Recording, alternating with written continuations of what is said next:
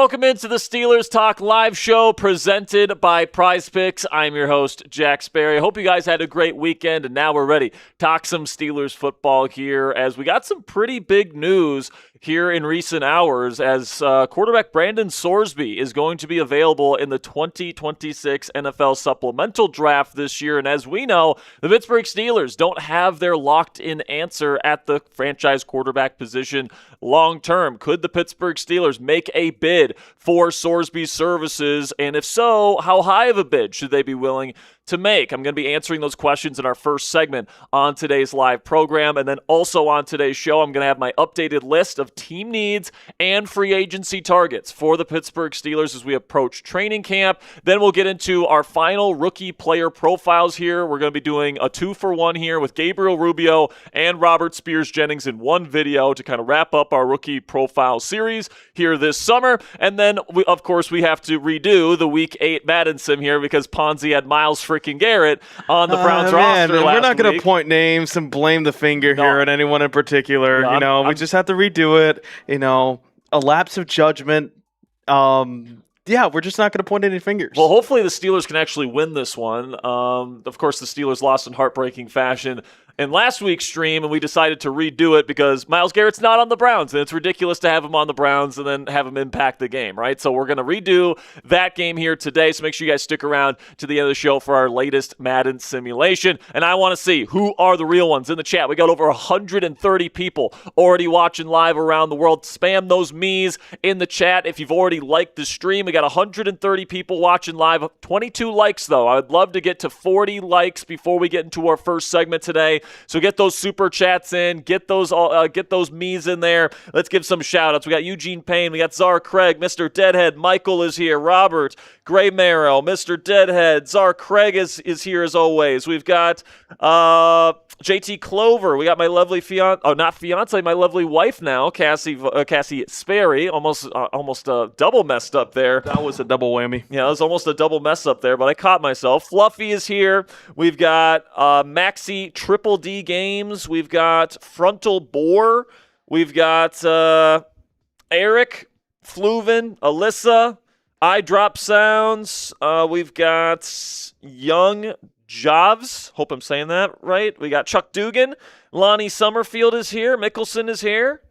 Got a good crew of Steelers fans ready to talk some ball. And, of course, as always, guys, if you have questions and you want to get it up on screen next to me and you want me and Ponzi to discuss whatever topic you want surrounding the Pittsburgh Steelers, feel free to super chat any dollar amount. If you don't know how to super chat, there's a little icon down there in the live chat room that looks like a dollar bill. You click that icon, you send in any dollar amount that you want along with your question in that comment, and we'll be happy to put it up on screen and answer any and all questions. If you got questions about Aaron Rodgers, you got questions about Brendan Sorsby, about Drew Aller, about the defense, about special teams, I don't care, man. As long as it's about the Pittsburgh Steelers, happy to answer all of your questions surrounding this football team, but make sure you guys super chat to get on the show. And then if you guys want to skip the line, you guys want to get your question answered first, we would greatly appreciate if you guys donate to Venmo or PayPal. You guys can find us at Jack-Sperry on Venmo or at Captain Jackrabbit on PayPal. The reason why questions on Venmo and PayPal get answered first is because we get to keep more of the proceeds. YouTube takes a 30% cut, and Apple takes another 10% cut of every super chat you send in.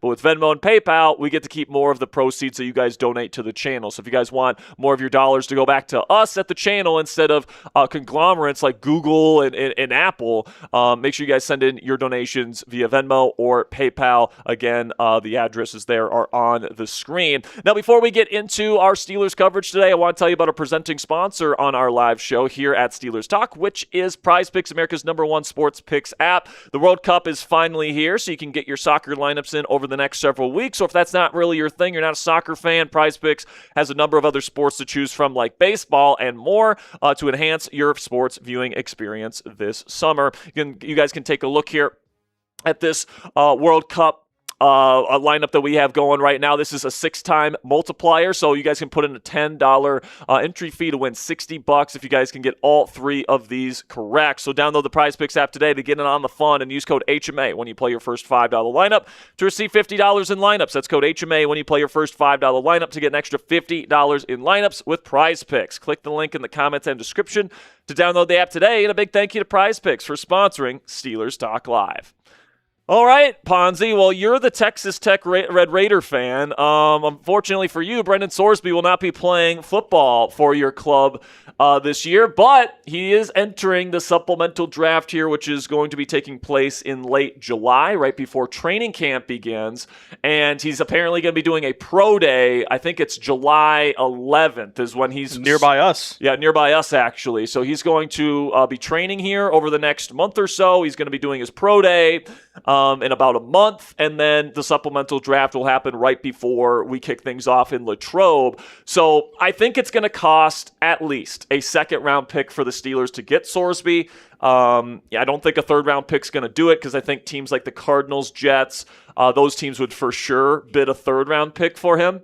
I think if the Steelers want him, they're going to have to give up at least a second-round pick for his services. Let us know down there in the comment section. We actually have a live poll going on right now. Would you bid a second-round draft pick for Brendan Sorsby? Right now, Ponzi, 57% of the vote says no. What do you think about this whole situation? I kind of look at this as a lens of Sorsby would have probably been a first-round talent this year had he had another year at Texas Tech and things went well. And I think really Tech and Sorsby both could have used that year of Brendan Sorsby to compete. Not only that, but Sorsby still has a lot wrong with him in terms of, he has some major cons to his game. I would have liked this question if I didn't have the gambling stuff. Unfortunately, that's a big part of this assessment just because that is, there's a good chance he might not even play for you. The NFL still has to approve his bid to the supplemental draft, which I don't see them denying, but at the same time, it is a huge flag for me. So I really do think that, you got to do your due diligence on him. You got to find out who Brendan Sorsby is as a person, as we're not saying, there's no such thing as second chances, but I really do think that, I'm not really keen on spending a second-round pick, especially with a guy who might not even play for you, ever. Yeah, just on the tape grade, I would have a late first-round grade on him coming out of Cincinnati last year. I think if he would have came out this year, the Steelers might have been the team to take him. Yeah. I mean, he is very much in a quote-unquote AFC North quarterback. He's over 230 pounds at 6'3", so he's a tank, but he can move at that size. He's got a really strong arm he can throw from a bunch of different arm angles. RPO proficient. There's a lot of things to like about Brendan Sorsby. He would have been taken ahead of Drew Aller this year. He would have been taken ahead of Carson Beck. He probably would have been the third quarterback taken this year. I still think Ty Simpson would have gone ahead of him because he's not perfect. We're going to talk about it in our first segment today, but he's kind of a one-read-centric quarterback at this point. He's somebody that doesn't really throw with a lot of anticipation at this point in his career, doesn't have great pocket footwork, and he is a little bit of a project. But as we've talked about with Drew Aller, this is kind of the perfect setup for like a project quarterback here in Pittsburgh. You've got a great quarterback developer in Mike McCarthy. You've got a great mentor to learn from in your first year in Aaron Rodgers. You're not expected to play right away or anything like that if the Steelers do bring him in. But, even though I do think Brendan Sorsby, at least on the merits, is a better on-field, projection than maybe a Drew Aller is, and I think he would have been taken ahead of Aller this year. I think what probably deters the Steelers from putting in a second-round bid on him is because if you get him for that, you're essentially throwing away a third-round pick that you used on Drew Aller. Because, if you're bringing in Sorsby, he's your guy, and you're spending a second-round pick on him. You're not spending that pick on Sorsby to lose a competition, right? You're using that pick because you believe in him, and you might be shopping Drew Aller at that point, seeing if there's a team out there that's looking for a developmental backup quarterback like Aller, and, that might just be the way that it goes. And they might even consider letting him go after preseason this year if that ends up being the case.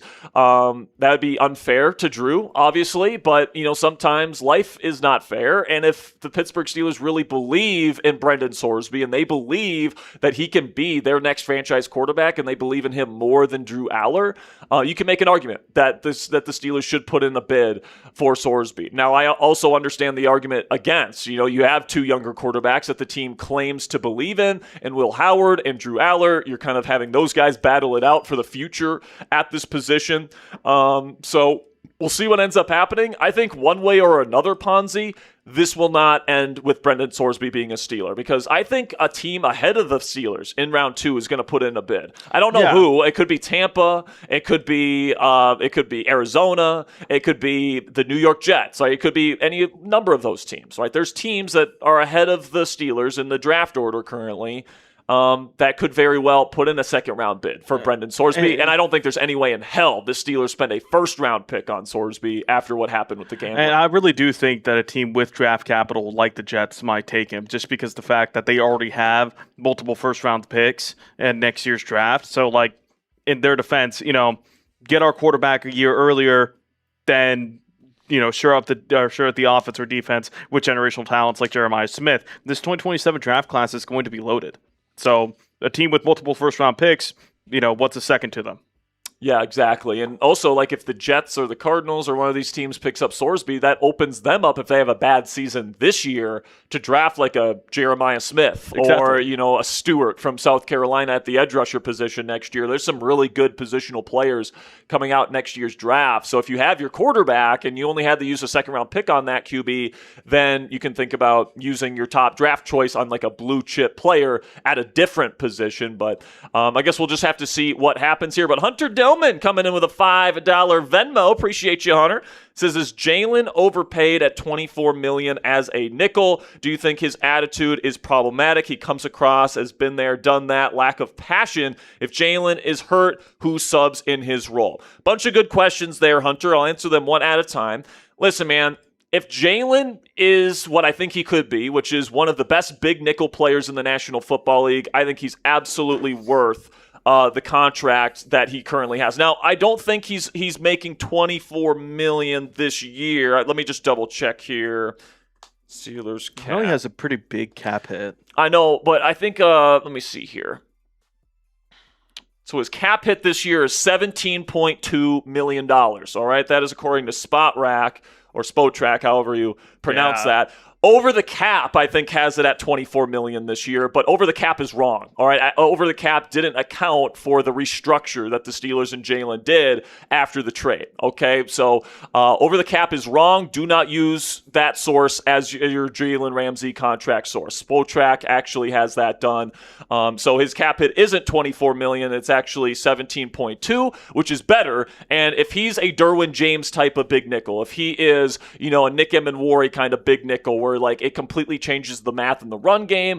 It allows you on early downs to play those two high safety structures, which gives you a big advantage in pass defense, but also Ramsey's a good enough run defender to play in the box and fill a run fit as kind of a quasi will linebacker. Then, his value to this team will be astronomical. In terms of if he gets injured, who's going to play that big nickel role? It would be probably Jaquan Brisker. That's who they've said is probably going to be in that quote-unquote money backer role if Ramsey gets injured. They've talked time and time again how Brisker is capable of playing in that spot. So my guess is Brisker would move to big nickel, and then one of the backup safeties would be playing alongside Deshaun Elliott on the back end, whether that's Sebastian Castro, whether that's Darnell Savage, whether that's Robert Spears-Jennings. We don't know the answer to that question just yet. Another possibility, though, Ponzi, is they could bring in somebody that played this big nickel role for Patrick Graham just last year in Las Vegas. He's still a free agent. Yeah. Jamal Adams is still out there, and he had the best year of his career in many years last year playing for Patrick Graham. You could probably get him for the vet minimum, and for somebody that's a veteran of this style of defense, somebody that can play that position, and at this point is going to be fine taking a backup role. I would seriously consider bringing in Jamal Adams if I were GM Omar Khan and the Pittsburgh Steelers. So Jalen Ramsey is a very important piece to this defense. Obviously, if he gets injured, that's going to change things. Schematically, quickly probably here on defense, and they're going to have to shift some things around, Hunter. But I do think absolutely Jalen has what it takes to be one of the best nickel players in the National Football League. And I think that, Jaquan Brisker could maybe fill that role if he gets injured. If not, you can go out and get a Jamal Adams to fill that role. $5 here from my guy, Hot Rod 24. And he says, feels good to finally be here for a live show again. Night shift is rough. Congrats on the wedding, Sperry. Thank you for everything you and Ponzi do. Well, thank you so much, Hot Rod. It's great to see you there back in the chat, my friend. $5 from our guy, Bernard, says if Father Time gets Rodgers midseason, will Big Mike bench him? Listen, man, the only way Aaron Rodgers gets benched this year is if, the season is over and, they want to see what they have in their younger quarterbacks. That's the only way. So, if the Steelers are even in the playoff hunt, Rodgers is going to start. All right, they're not going to bench Aaron Rodgers for Will Howard because they want to win more football games. That's not the way it's going to go. No matter how you feel about Will Howard or Drew Aller or any of the other quarterback options, their win now option at quarterback is Aaron Rodgers. So the only way that Rodgers gets benched midseason is if he's just sucking it up and the Steelers are losing a bunch of games and they're really not in the mix to make the playoffs, and they want to see what they have in Will Howard and Drew Aller before getting to the draft next year. That's essentially the only way he gets benched. All right, man. Well, keep those super chats coming. If you have a question that you want to get on the show, I'm happy to answer it. But we're going to dive right into our first segment of the day here, guys, which is going to be a deep dive on quarterback Brendan Sorsby, who is now entering the 2026 NFL Supplementary Draft. There's a lot of talk on Steelers Twitter about whether or not the Steelers should make a bid for him. I'm going to give my answer to that question on the show here, guys. So make sure you guys stay tuned, get those super chats in, like the show, do all that great stuff. And without further ado, let's get into our first segment today.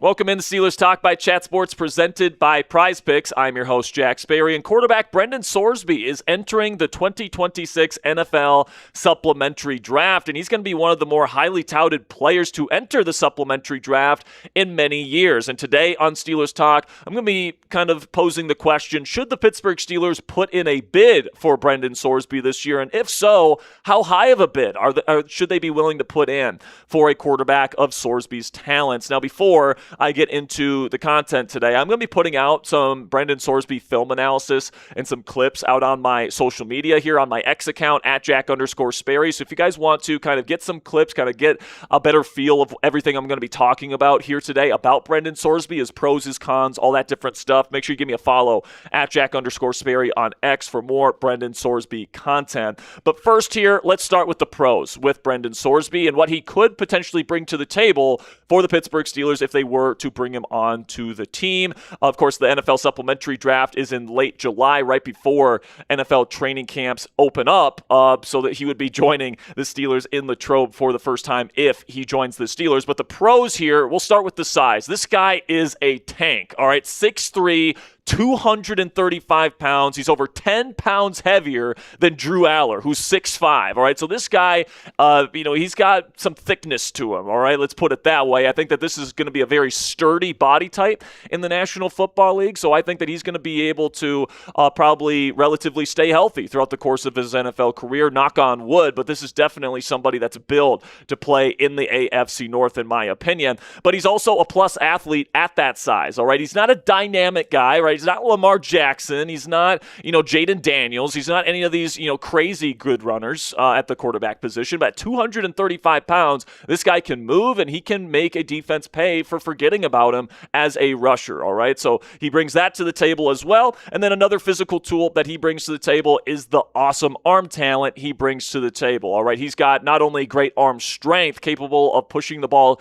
down the field to all three levels and into tight windows, but it's also elastic arm talent where he can throw those sidearm passes and, off platform. And he's very creative as a passer in that way. I think one of the negatives you can actually say about Sorsby is that he relied on his elastic arm and his ability to make those kinds of throws too often at Cincinnati, leading to a lack of consistency at times. But the arm talent is no joke, guys. I know for a fact a lot of quarterback coaches in the National Football League would love to work with him.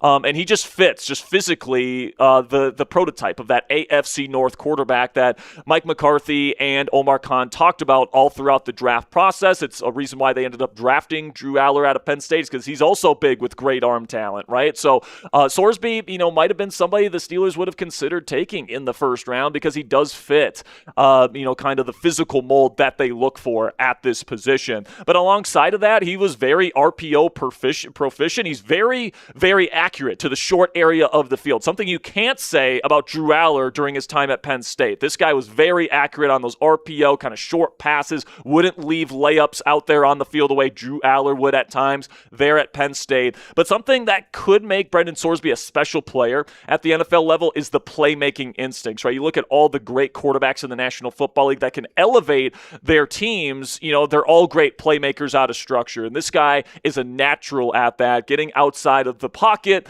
finding things that aren't there within structure is really his superpower, and that's what could make him a great quarterback at the NFL level. And I really love his pocket presence as well, all right? Like, this guy just has a good feel for pressure.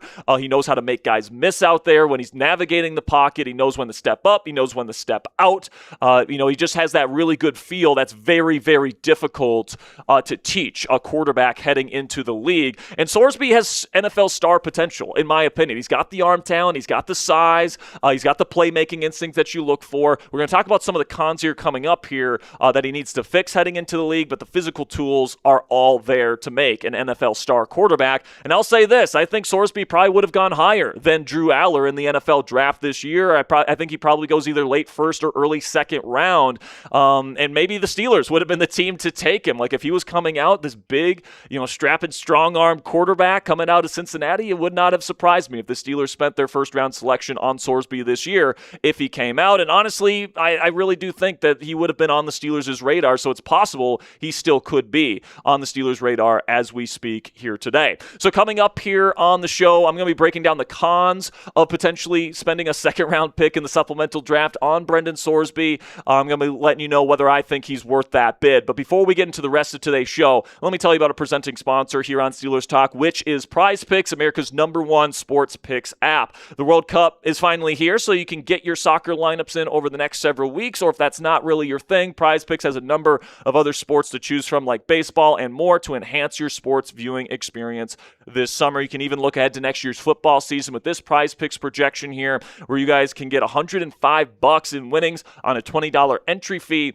when you get all three of these projections correct, and what Prize Picks calls a power play. So if you guys want to get in on the fun, download the Prize Picks app today and use code HMA when you play your first $5 lineup to receive $50 in lineups. That's code HMA when you play your first $5 lineup to get an extra $50 in lineups with our friends at Prize Picks. As always, play responsibly, guys, and click the link in the comments and description to download the app today. And a big thank you to Prize Picks for sponsoring today's edition of the show. All right, so now we can get into the cons and the reasons why the Steelers may not want to pick up Brendan Sorsby in the supplemental draft this year. Number one, the mental processing is still a work in progress. And to be fair to Sorsby, this is the case for most quarterbacks in college football, all right? It's a lot of one-read stuff, lots of RPOs, lots of screens, and because of that, their mental processing is not as developed as that needs to be if they want to play right away. In the National Football League, I think something that definitely sticks out to me when watching Sorsby film is that he is a one-read thrower. Now, there's a lot of quarterbacks that have come from the college ranks and gotten to the pros, and maybe it takes them a little while to learn the mental processing side of the pro game, and they eventually figure it out, and maybe Sorsby's that kind of guy. But at least on his college film to this point, he's very much locked in on that first read, which does concern me a bit. And because he's really locked in on that first kind of route, and you can tell he doesn't really have like a full functioning understanding of defensive coverages and rotations and stuff like that. He's not a very anticipatory thrower, right? And this is something that you really want to look for, particularly if you're going to play a quarterback relatively early in his NFL career, because the throw with anticipation, you have to really understand what the defense is giving you and getting rid of that football before the receiver comes out of his break to give yourself an advantage. And he doesn't really do that on his film. Also, just just his general in-structure pocket footwork, it's all over the place. I don't think Cincinnati really teaches pocket footwork all that well, or really at all, in terms of timing the rhythm of the play with the routes that they run. It's kind of similar to Drew Aller's situation in Penn State, honestly, where they didn't teach him pocket footwork all that well, in my opinion. But kind of like Aller, Sorsby is very much a project quarterback heading into the league. He's somebody that definitely needs a year to sit before he's going to be ready to play, as early as 2027. I don't think this is somebody that you draft to play right away, which is why I'm kind of hoping for his sake the Cardinals or some team that would ask him to play right away doesn't end up taking him. And if I'm Sorsby, I'm kind of hoping I end up with the Pittsburgh Steelers, because kind of like we've talked about with the Drew Aller situation this year, this is the ideal situation for a kind of project quarterback like Drew Aller and like Brendan Sorsby. You got Aaron Rodgers as the starting quarterback this year. He's not going anywhere unless he gets injured. Mike McCarthy's an excellent quarterback developer, and he can teach Sorsby how to read defenses. Those guys can teach proper pocket footwork and all those different things. And, kind of like we've been talking about with Aller, you hope that those things develop so that he can be a legitimate starter for this team as early as 2027. You could say the same thing about Brendan Sorsby as well. But then obviously a big con is the gambling scandal that he did get himself entrenched into, which is a big reason why he is not playing college football this year. In fact, it's pretty much the reason why he is not playing college football this year. Now, to be fair to Sorsby and to his credit, he has entered and he has completed a gambling rehab program. So good for him. He's trying to, better himself, and hopefully he can, fully get away from that world here as he continues on in his football journey. But it definitely raises question marks about, his decision making and all that different stuff off the field. Is this really somebody that you can trust to be your franchise quarterback? That is a legitimate question when it comes to Brendan Sorsby. And then another thing, and probably one of the biggest cons of spending a second round pick to go get Brendan Sorsby in the supplemental draft, is that you're essentially wasting a pick that you had this year in the NFL draft, because you spent a third round pick on Drew Aller to be that kind of, developmental kind of project quarterback that you're hoping develops into your next starter here in Pittsburgh. If you draft Sorsby and you spend a second round pick on him, he's going to be the one that takes precedence over Drew Aller. All right. And they essentially wasted that early third round pick on a quarterback out of Penn State that they ended up not necessarily needing to use on a quarterback, right? So, that would definitely suck if the Steelers just pretty much throw that pick away in the trash. But also, I also don't know how you handle the quarterback situation if you bring in Brendan Sorsby. I mean, you would almost certainly have to just get rid of one of these guys that currently exist in the quarterback room. I'm guessing that would probably be Mason Rudolph. And then you have Will Howard, Drew Aller, and Brendan Sorsby, I guess, battling out to see who's going to be QB2 and QB3, and then one of those guys is going to be the odd man out. It's just, this is already a very crowded quarterback situation as is here in Pittsburgh, and adding another element to that, especially giving up a second round pick to bring in another quarterback, is just going to complicate things even more. So before I kind of break down whether or not I think it's worth giving up a second round pick for Brendan Sorsby here, make sure you guys are subscribed to Steelers Talk here, because we got a bunch of great stuff coming up, in-depth content whenever stuff like this happens. If the Steelers get connected to free agents or to any trades over the next several weeks, we're going to get you guys covered with coverage on that. So if you guys never want to miss a show, make sure you guys are subscribed and turn on your notifications to get notified every time we put out new free content. So again, the big question when it comes to Brendan Sorsby, when it comes to the Pittsburgh Steelers, is should Pittsburgh put in a bid for Sorsby? All right. And I think that right now, just being realistic about the market of Brendan Sorsby, it's going to cost Pittsburgh probably a second round pick in order to get him. And that honestly might not even be enough to get him. All right. Third round, I think, is probably the latest he ends up getting picked up. And I think at that point, Arizona, the Jets, some of these teams that are higher than the Steelers in the draft order are going to be willing to give up a third round pick for Sorsby. So I think the only real chance the Pittsburgh Steelers have of getting Sorsby is if they, bid a first or second round pick. And let's be real, guys, the Steelers are not giving up their first round pick for this player, or at least I don't think they will, or at least they shouldn't, right? And something to remember about potentially giving up a second round pick for Sorsby is that Mike Tomlin could get traded next offseason. He could do the Sean Payton route where he does the media for a year, then he finds the right fit and the right team, and then the Steelers and that team execute a trade. Remember, Sean Payton got a first and second round pick for his services there in Denver. Mike Tomlin has a better career record than he had a higher win percentage than he had, same amount of Super Bowls that he had. and he's never had a losing season. So that is definitely something that is going to drive up the value for a Mike Tomlin trade. So just keep in mind here that the Steelers could be working with potentially multiple first-round picks next year anyways. But also keep in mind that quarterbacks as talented as Sorsby are rarely available for second-round picks, plain and simply. I think he probably would have gone in the first round this year just because of the lack of quarterback talent and high-end quarterback talent in the NFL draft this spring.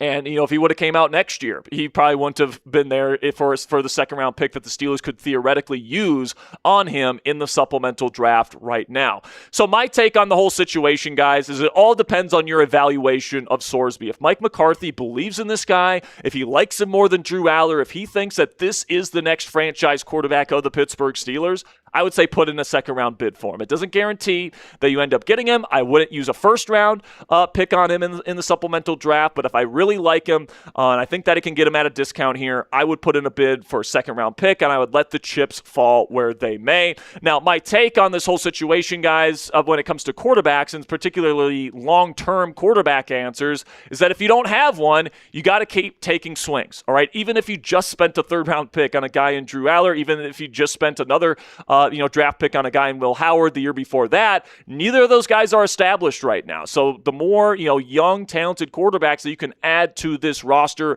in my opinion, the better, especially if you can get them for a discount. And for me, guys, a second-round draft pick for Brendan Sorsby and a guy that talented would be a discount. But my guess is that Pittsburgh won't put in a bid for him, all right? I think that they do like Drew Aller. I think that they want to do right by him. And by the way, I think they also like Will Howard to a degree as well. I don't think they want to complicate this quarterback room just as they're about to get to Latrobe in training camp. I think that they want to, have about as little drama as possible once they get in there because it's a first-year coaching staff and they're trying to get on the same page and they don't need a media circus with Brendan Sorsby there. And if neither Drew Aller or Will Howard are it down the road, guys, they can always spend a future draft pick on a quarterback. Anyways, it should be a pretty heavy first round of the draft next year in terms of quarterback talent. But even if they do, they still may not land Brendan Sorsby. Even if they do put in that second round bid, I mean, there's still a chance Arizona puts in that bid, or the New York Jets, or maybe Tampa Bay puts in a bid for him. There's no guarantee that the Pittsburgh Steelers end up getting Brendan Sorsby, even if they put a bid on him. So for me, guys, I think the chances of Sorsby becoming a Steeler this year are pretty darn slim. But let me know what you guys think down there in the comment section. Who do you think is the best QB prospect on the screen right now? Who do you think has the best chance of becoming a long-term starting quarterback in this league? Type BS if you think Brendan Sorsby, DA for Drew Aller, or WH for Will Howard. Let me know what you guys think down there in the comment section. And that'll be it for our in-depth look at quarterback Brendan Sorsby here today on Steelers Talk. I appreciate you guys making it to the end of the video with me here today. I'll see you guys next time. And until then, guys, here we go, Steelers. First segment in the books here. Coming up next, my updated team needs and free agency targets for the Pittsburgh Steelers. I got 4 positions that the Steelers could theoretically add at before the start of training camp, and I'll let you guys know 5 players at each of those 4 positions that they could theoretically look at. Then we're going to have the final player profile video for our rookie player profile series this spring with Gabriel Rubio and Robert Spears-Jennings finishing out that group. And then, of course, we have our latest Madden simulation. Ponzi, if you want to take over here for a second, I'm going to go grab my water bottle here real quick. Of course, make sure you guys get those super chats in if you got any questions, and Ponzi will take care of you guys here for about the next 30 seconds. How we feeling about Brendan Sorsby? I'm seeing a lot of WHs in the chat about the best quarterback prospect. Will Howard love is very, very rampant here in Pittsburgh. I personally do like Sorsby, but at the same time, you do have to realize that other teams are going to be probably getting a better pick for him. But I really do think that in this current NFL system, having the most quarterbacks doesn't hurt. But at the same time, you got to be understanding what's realistic. So, if you did bid a second-round pick and you didn't get Sorsby, kind of looks bad on you, especially if that does get out, which I don't know if it would. But, you got to feel for Will Howard or Drew Aller in that situation if that did get out to the media, just the Pittsburgh Steelers draft plan. So, it is what it is. But at the same time, I do think that, Will Howard, Drew Aller, and Aaron Rodgers are probably going to be the Pittsburgh Steelers quarterback room this season. Y'all ready there, Sperry? Oh, yeah. All right, we're back. Make sure you guys get those super chats in if you have any questions or comments or concerns surrounding the situation. We'll get going with the super chats here with a $7 Canadian super chat from Jack Taylor. It says, would we have to cut 2 QBs, most likely Will Howard and Mason Rudolph, if we bring in Sorsby, or how would they have to adjust the quarterback room? It's a great question, right? Because they could do a bunch of different things, right? They could go with the 2 younger options with Drew Aller and Brendan Sorsby, the 2 guys they spent draft picks on this year, and have them battle it out, with Sorsby having the pole position there because of the higher draft status. But here's the thing, all right? Neither Brendan Sorsby or Drew Aller I would trust in an NFL game this year. That's the problem with going with those 2 guys, right? But obviously, if you bring in Will Howard or Mason Rudolph into the mix, that means you have to cut either Brendan Sorsby or Drew Aller. And after spending a second-round pick on Sorsby, they're not cutting Sorsby, right? So in that scenario, we could see something where, like, Will Howard or Mason Rudolph is still getting that QB2 spot, but then the Steelers kind of shop Drew Aller and see if there's another team out there that would be willing to take him. Is it you can trade draft picks, right? Is that illegal? Can you not trade draft picks if you just drafted them this year? Let me check.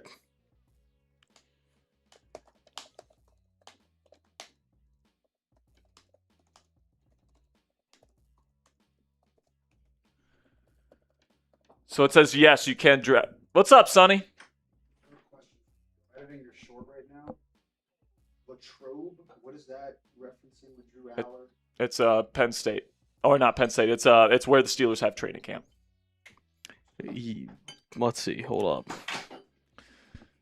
All right. So, yes, you can trade draft picks during or after the same year that you draft them, depending on the rules or specific. Oh, I'm going to say, can you trade NFL draft picks? All right. Let's see. Hold up. I got it. So yes, you can. Yeah. Yeah, because that's how Eli Manning got traded. That's true. In Phillip Rivers. Yeah, that's right. All right. So, I think that's probably what the Steelers would do, because Brendan Sorsby, if you're bringing him in, he's your project quarterback, right? So he's essentially replacing Drew Aller in that spot. Yeah. So the Steelers would probably try and recoup some sort of draft pick, trading away Drew Aller. I mean, I don't know what they would get for him. Probably maybe a 4th at the most. Yeah, I would say, it's kind of like a car. Once you drive it off the lot, it's going to become a little bit less valuable. You would hope to get like a 4th or a 5th rounder back for him, but everyone would know the Steelers would have no leverage there because they're shopping him. So it might end up being like a 6th or a 7th or something like that. And for those saying put Drew Aller on the practice squad, that's not just going to work. Well, you could try it. But someone's going to claim him. Yeah, someone's going to claim him.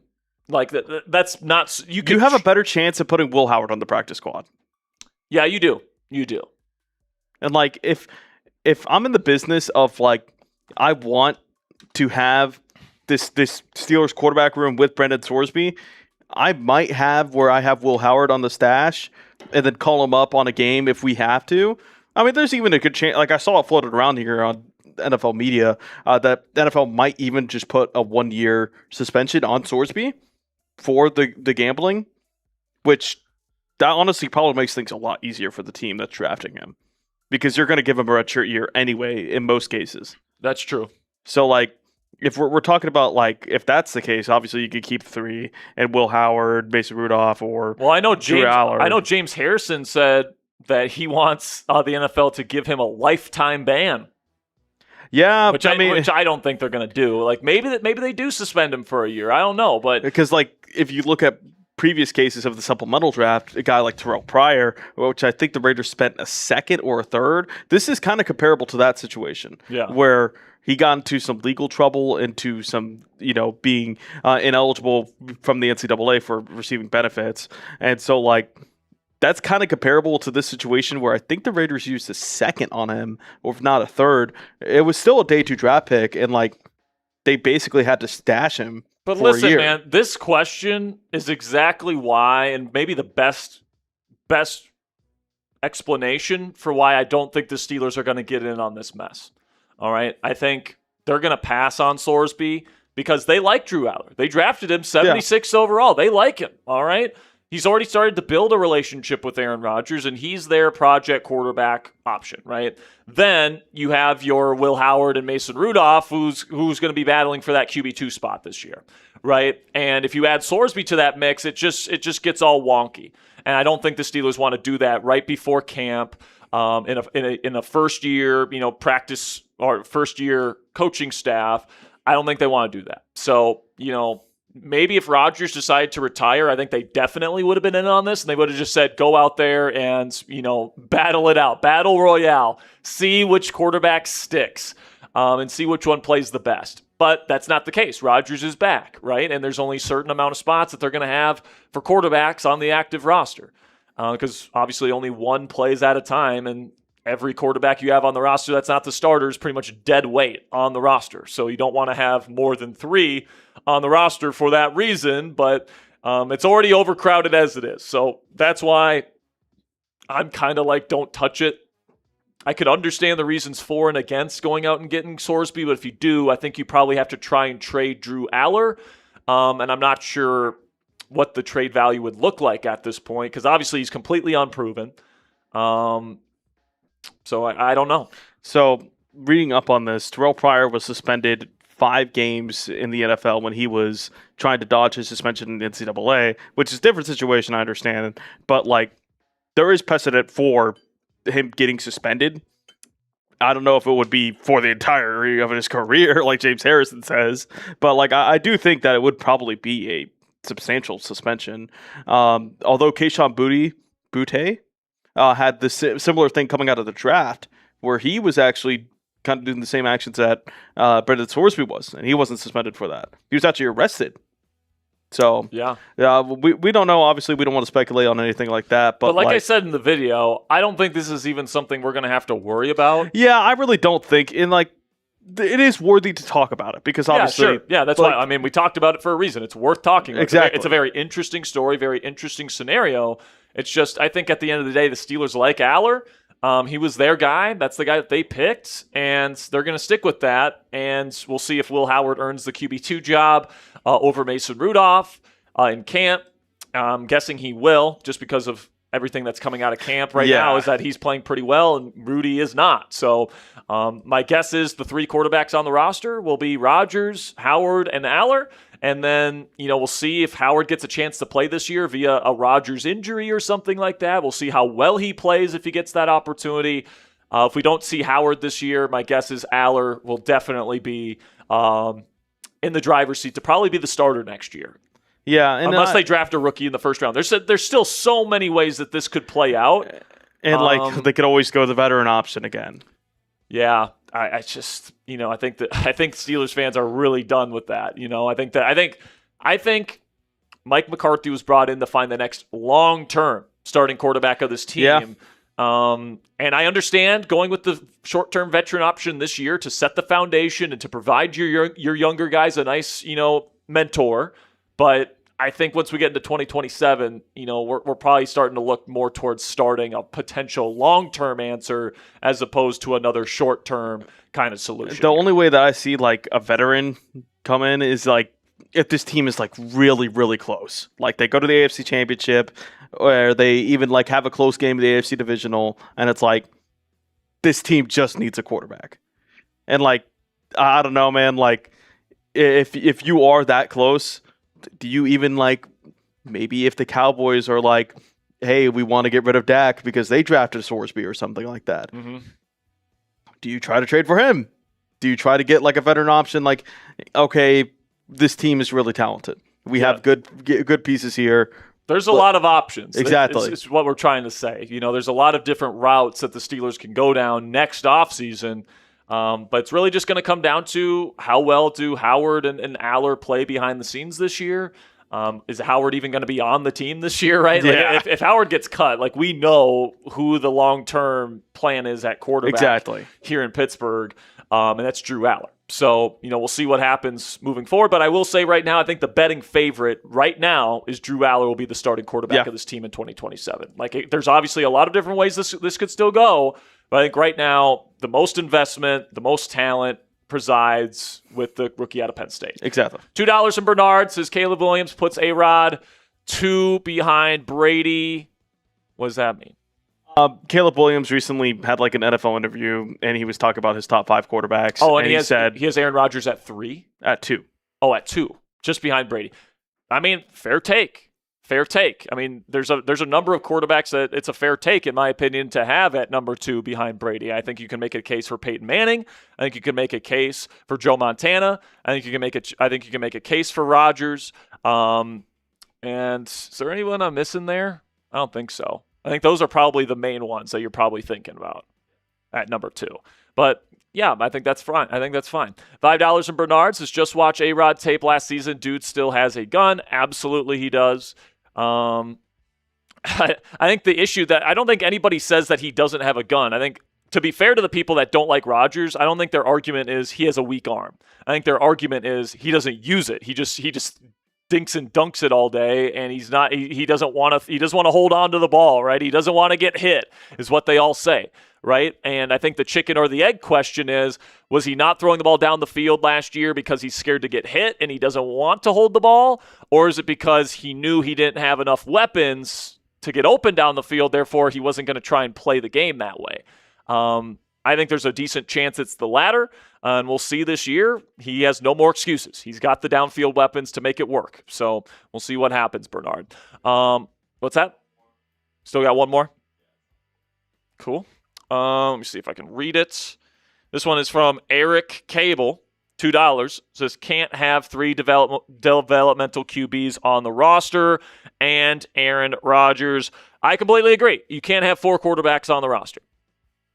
You can have 4 total roster and practice squad. That's what the Steelers had last year with Skylar Thompson. But I think you can only have 3 guys total on the roster, right? So if you bring in Sorsby, he's making the roster, right?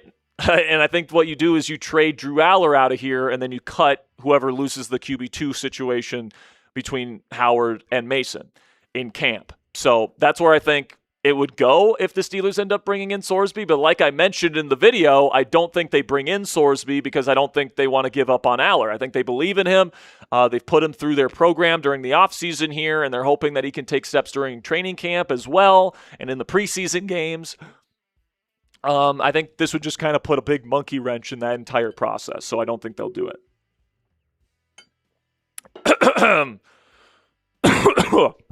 Okay, next segment here, guys. We're going to be talking about my updated list of Steelers team needs. I mean, I think the roster's in a pretty good spot right now, but there's certain spots that you could add another veteran or 2. We'll talk about 5 players in each of those 4 positions the Steelers could think about adding to the team. Don't go anywhere because we do have our final rookie player profile video of the spring with Gabriel Rubio and Robert Spears Jennings in a 2-for-1 video coming up later, and then we're going to be getting into our latest Madden Sim at the end of the show. So don't go anywhere, guys. Let's get into it right now. By the way, before we get into this segment, we're only 5 likes away from 100. I'd love to see that get to triple digits by the time we get to the end of this video. So without further ado, let's get into the latest team needs and free agency targets for your Pittsburgh Steelers.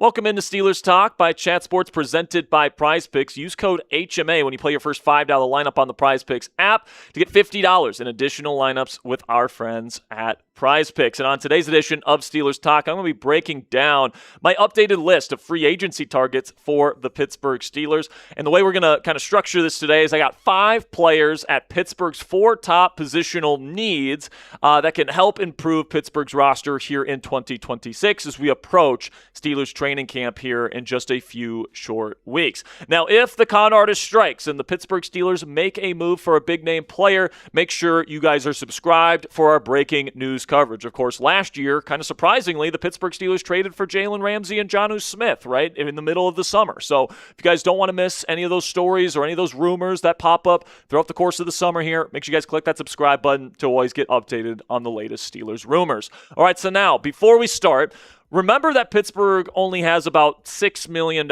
in cap space available for this year to work with. Now, obviously, they can still do some restructures and move some money around if they want to bring in more of a big money free agent, but honestly, I don't think the Steelers are really all that interested in that at this point. And if we're being honest, I think Pittsburgh's roster is in a pretty darn good position right now. I think that, all the positions have, at least adequate starter talent at them right now. And there's certainly some spots that they could add some veteran talent. We're going to talk about some of those positions on today's show. But I think if the Steelers wanted to stand pat, get some of these extensions done with some of their younger players like Joey Porter Jr., for example, this summer, and go into Latrobe with the roster that they have, I think this roster, as is right now, is pretty darn good. But I think there's 4 spots that the Pittsburgh Steelers could theoretically add some cheap veteran talent to: right guard, early down linebacker, a backup safety, and a veteran wide receiver, right? These are the 4 positions I think the Steelers, if they want to add some help, certainly could. We'll start today's show with the right guard situation here, where right now you got Spencer Anderson, Brock Hoffman, and Jennings Dunker as your options. Obviously, ideally, the rookie Jennings Dunker, who's the future at this position, is going to take the reins in Latrobe and end up being the week 1 starter. But if he's not ready, do we really trust Spencer Anderson or Brock Hoffman, 2 guys that have never been full-time starters in this league, to take that position with a 42-year-old quarterback behind center? Maybe you don't. And if you don't, there are some options at the right guard spot that the Pittsburgh Steelers could still consider, starting with former Steeler James Daniels, who's coming off of back-to-back season-ending injuries. Of course, he tore his Achilles his final season here in Pittsburgh, and then he tore his pec in week 1 last year versus the Miami Dolphins. So James has certainly had some bad injury luck as of late, and as a result, nobody's been willing to pick him up to this point in free agency. But when healthy, James Daniels has been an awesome right guard in the National Football League. It's not like he's ancient either. He's still just 28 years old. And he obviously has some experience playing in the Steelers offensive line with center Zach Frazier at that given spot at right guard, right? So after Daniels' injuries, he's going to come cheap. All right. He's going to sign for the vet minimum if he signs anywhere this year. And that's exactly the kind of contract the Pittsburgh Steelers are looking for if they're going to add a player at some point here. But another option here is Kevin Zeitler, a long-time starting right guard in the National Football League. And you might think because he's a little bit older and he hasn't been signed yet that he might be a bit washed. But at least if you believe the Pro Football Focus grading, which I acknowledge is not gospel, but I think it's a good tool to use to kind of see how a player is kind of playing throughout the course of their career. Over the last 10 years, man, I think he's only had 1 PFF grade below a 70, and, he's at 74.5 just last year at the Tennessee Titans. So this is still a very functional starting right guard. So if the Steelers don't trust Spencer Anderson or Brock Hoffman at that spot, Zeitler would be a fine signing for Pittsburgh. Mekhi Becton is another option they could certainly look at. He was a starting right guard for the Philadelphia Eagles when they won the Super Bowl a couple years ago. Greg Van Roten, another guy that's been a long-time starter, mostly at left guard, though, in his career, but he can play both sides. And then Joel Bitonio is another guy to maybe keep an eye on. Now, you might be saying at home, but Jack, Bitonio retired, and that is true. I mean, maybe Bitonio truly is done playing professional football, but maybe he feels like the Pittsburgh Steelers have a pretty decent team, and he wouldn't mind coming back to play for this team. I don't know. Maybe that is a possibility. It probably isn't, but I wanted to mention him because he is one of the better options still available on the market. But pick your right guard for me down there in the comment section. Type SA if you want to go with Spencer Anderson, BH for Brock Hoffman, GD for the rookie Jennings Dunker out of Iowa, or if you'd rather go with a free agent like one of the guys we just mentioned, type who you'd want to bring in down there in the comment section.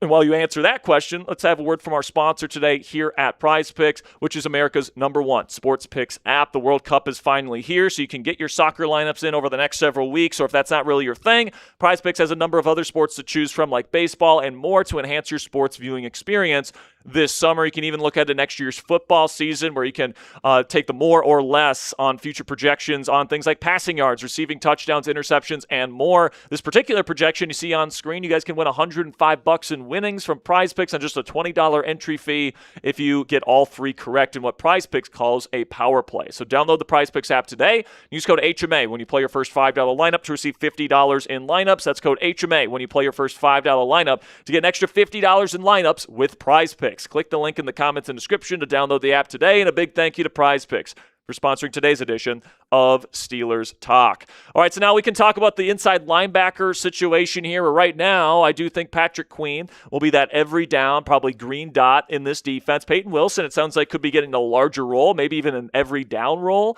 here in Pittsburgh. But if they do want to go with that early down kind of specialist, Malik Harrison filled that role for them last year. They also have Cole Holcomb, Carson Bruner, and Jamin Davis as linebacker depth here in Pittsburgh. But I certainly wouldn't mind the Steelers bringing in a Malik Harrison upgrade. Harrison was fine in run defense last year, had some awesome reps, but he was awful in pass coverage. He's a complete liability in that regard on early downs. And if the Steelers can find somebody that's a better run defender than Harrison and be an upgrade in that kind of early down role, that would be a benefit to this defense, in my opinion. And we'll start with somebody that played in Patrick Graham's defense last year and has played in the Steelers' defense recently in Landon Roberts. And a lot of Steelers fans wanted the Steelers to keep a Landon in Pittsburgh last year, especially when they saw that the Raiders got him for close to the vet minimum last year.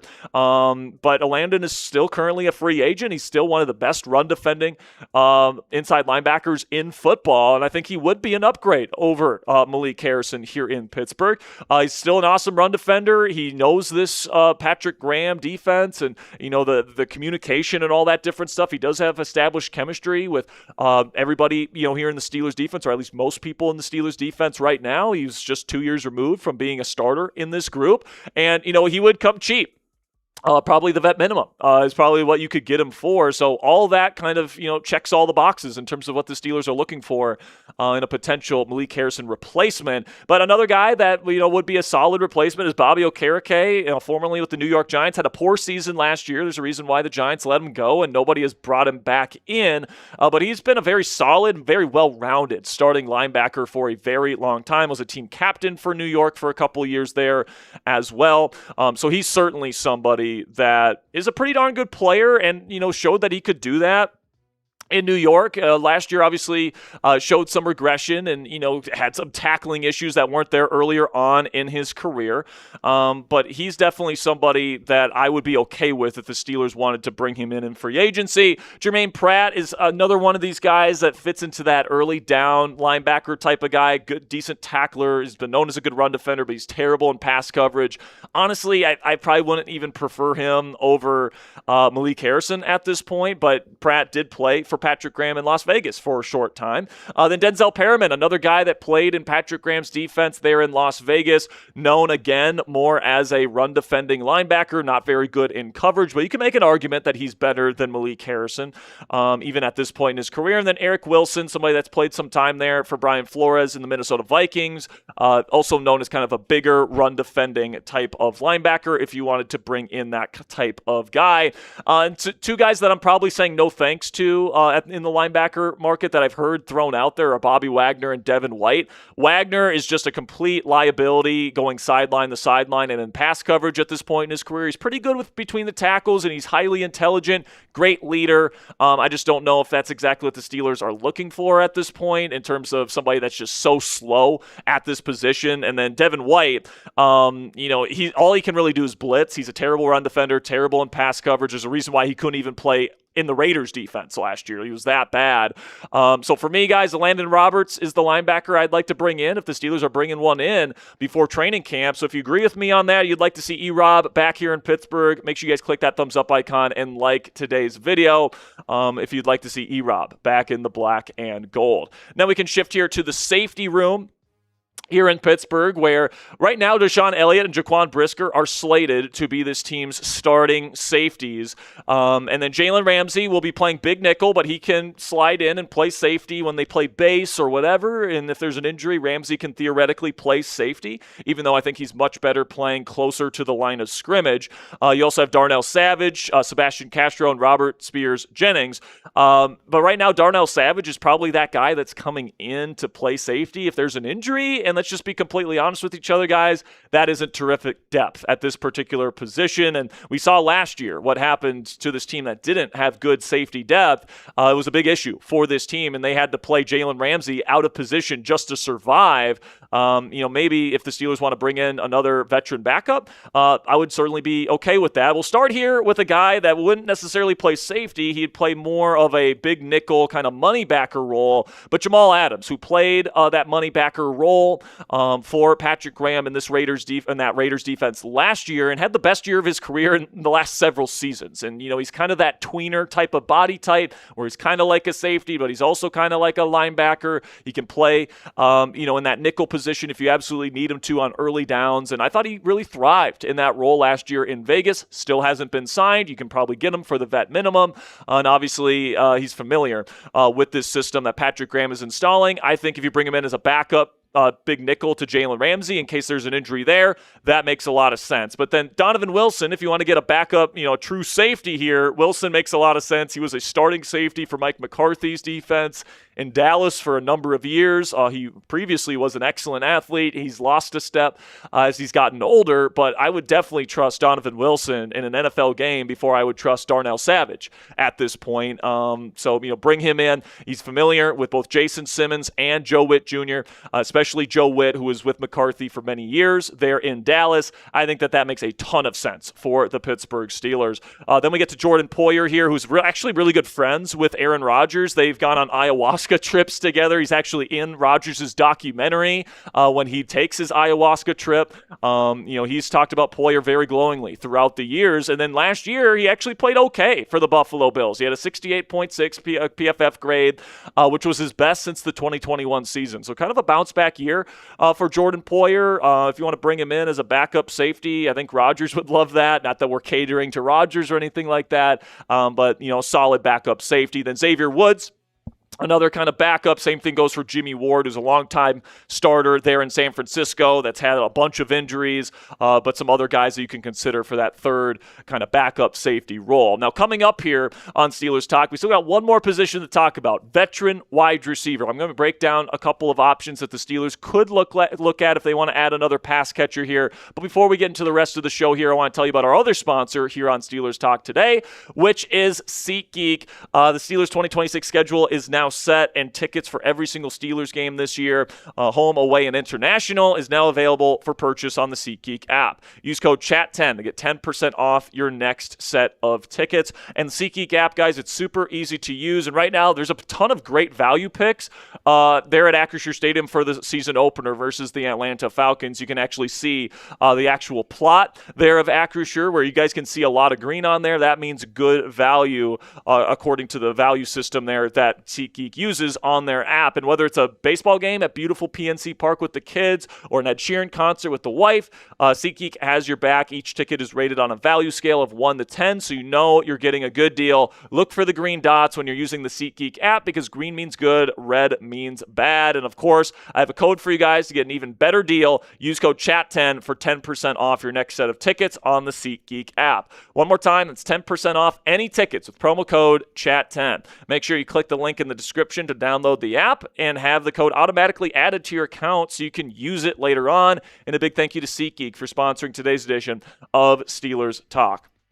So right now, I actually kind of like the wide receiver rotation that the Pittsburgh Steelers have kind of built throughout the course of the offseason. You've got Metcalf and Pittman as your veteran wide receiver duo. Those guys will be on the field in most situations. And then you bring in Jeremy Bernard out of Alabama, and you combine that with another younger receiver in Roman Wilson, who I thought was miscasted as an outside receiver in Mike Tomlin and Arthur Smith's offensive system.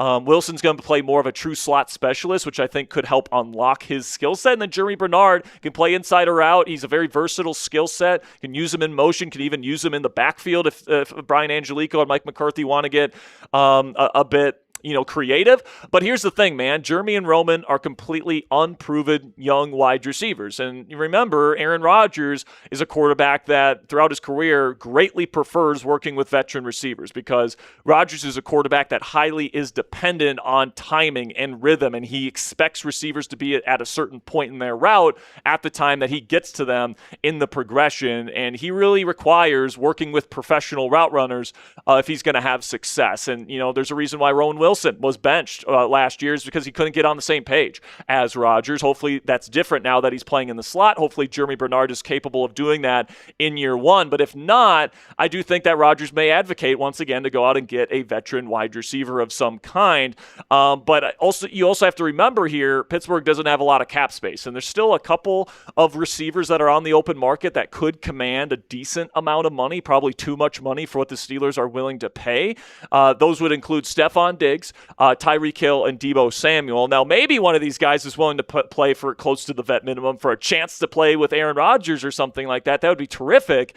But something tells me that all three of these gentlemen are going to want to get paid, at least more than like $6 million, which is how much cap space the Steelers have currently. So this is probably not realistic options here for the Pittsburgh Steelers. So let's get into more of the realistic guys. DeAndre Hopkins was kind of buried in that Ravens offense over the last several years, but he made some really good plays, still has awesome hands, still a decent route runner, still got great size. Like, he is the type of guy Aaron Rodgers likes working with. Those back shoulder balls, all that different stuff. If the Steelers want to bring in another veteran, DeAndre Hopkins makes some sense. Then Noah Brown, somebody that played for McCarthy for a number of years, was a starter in Dallas for a number of years when McCarthy was calling plays. He's got good size. For a guy of his size, he's actually a pretty darn good route runner with solid hands.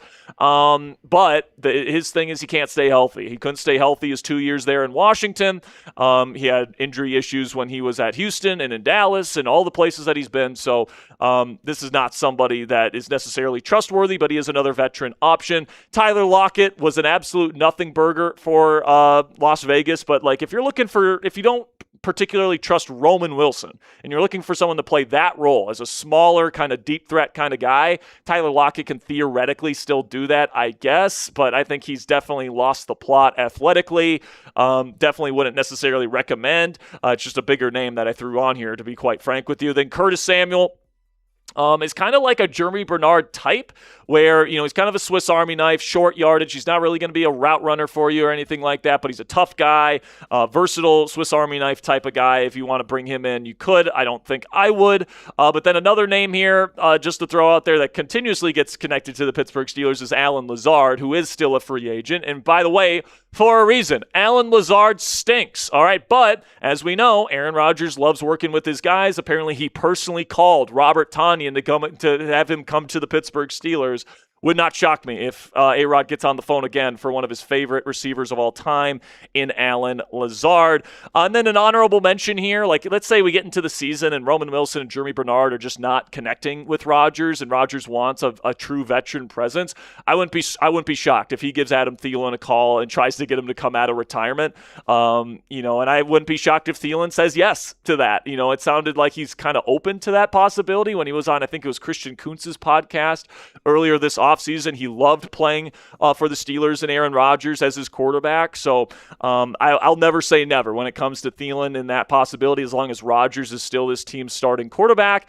But I definitely wouldn't say that's a big possibility at this point in time. So who's your guy? Let me know down there in the comment section. If Pittsburgh could sign any current free agent, any position, what would you pick? Let me know what you guys think down there in the comments section. And that'll conclude today's show. Thank you guys so much for making it to the end of the show with me here today. Make sure you guys click that subscribe button for more in-depth Steelers content like this every single day on this channel, 100% free. Until next time, guys, here we go, Steelers. All right, coming up next, it's a fun one here. A couple of late-round draft picks that I think are very, very intriguing. And Gabriel Rubio and Robert Spears-Jennings.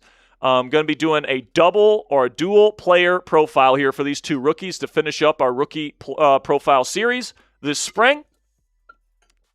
And then we will have the redo of Week 8, Madden Sim versus Cleveland. We made sure Jared Verse is on the team. Myles Garrett is out. Jared Verse is in. hopefully that means the Steelers offense can do a little better than they did last week when we were live. So make sure you guys super chat to get on the show. I think did we get another super chat here? Got one super chat to get to before we get into our next segment here. Gamer Plush with a 2 says, can we have Dan Haas? What is that? Okay, come on, Sperry. Why am I blanking on this? So Danhausen is the guy who cursed and uncursed the Knicks. Oh yeah, that's WWE, right. yes. Yeah, that's right. It's oh very my gosh. showing his pop culture. I'm not a basketball guy, man. All right, It's not even basketball. I know it's pop culture. I get it. It's WWE. Oh, Yeah. I'm not a WWE guy either, so I have no idea what this is. But sure, absolutely. If you know how to get in touch with them, I'd be happy to ask them. Should we have an Etsy wish? Curse the Well, reportedly, Ravens? someone did that to the Ravens in Week 18. I saw that on Twitter. Also, Cassie hired an Etsy witch to make sure we had good weather for our wedding, and it was beautiful weather. It was beautiful aesthetics, Hey, look, man. great sunset. Oh, he's on Cameo. You know? Oh, he is. Let me look at this. All right, maybe we should have the Ravens Have a super chat get goal. cursed. Yeah, if we can get to $200 in super chats today, we may do a cameo for Danhausen to curse the Ravens. $250. Oh, his is $250, Yeah. and I know our bosses won't let us do it unless we double it. So unless we get $500 in super chats and donations today, Or we can make it just do like a preseason goal or something like that. yeah, we could. Yeah, we could think about doing something like that. Maybe we can do it for the month of June, the rest of the month of June, if we can get 500. Yeah. We can do a cameo. That's a good idea. All right, man. Well, keep those super chats coming. If you got any questions, happy to answer those. But in the meantime here, we're going to go right into our next segment. Our final rookie player profile video of the spring, talking about 2 late-round draft picks for the Pittsburgh Steelers that I think are quite intriguing. So without further ado, let's meet Gabriel Rubio and Robert Spears-Jennings.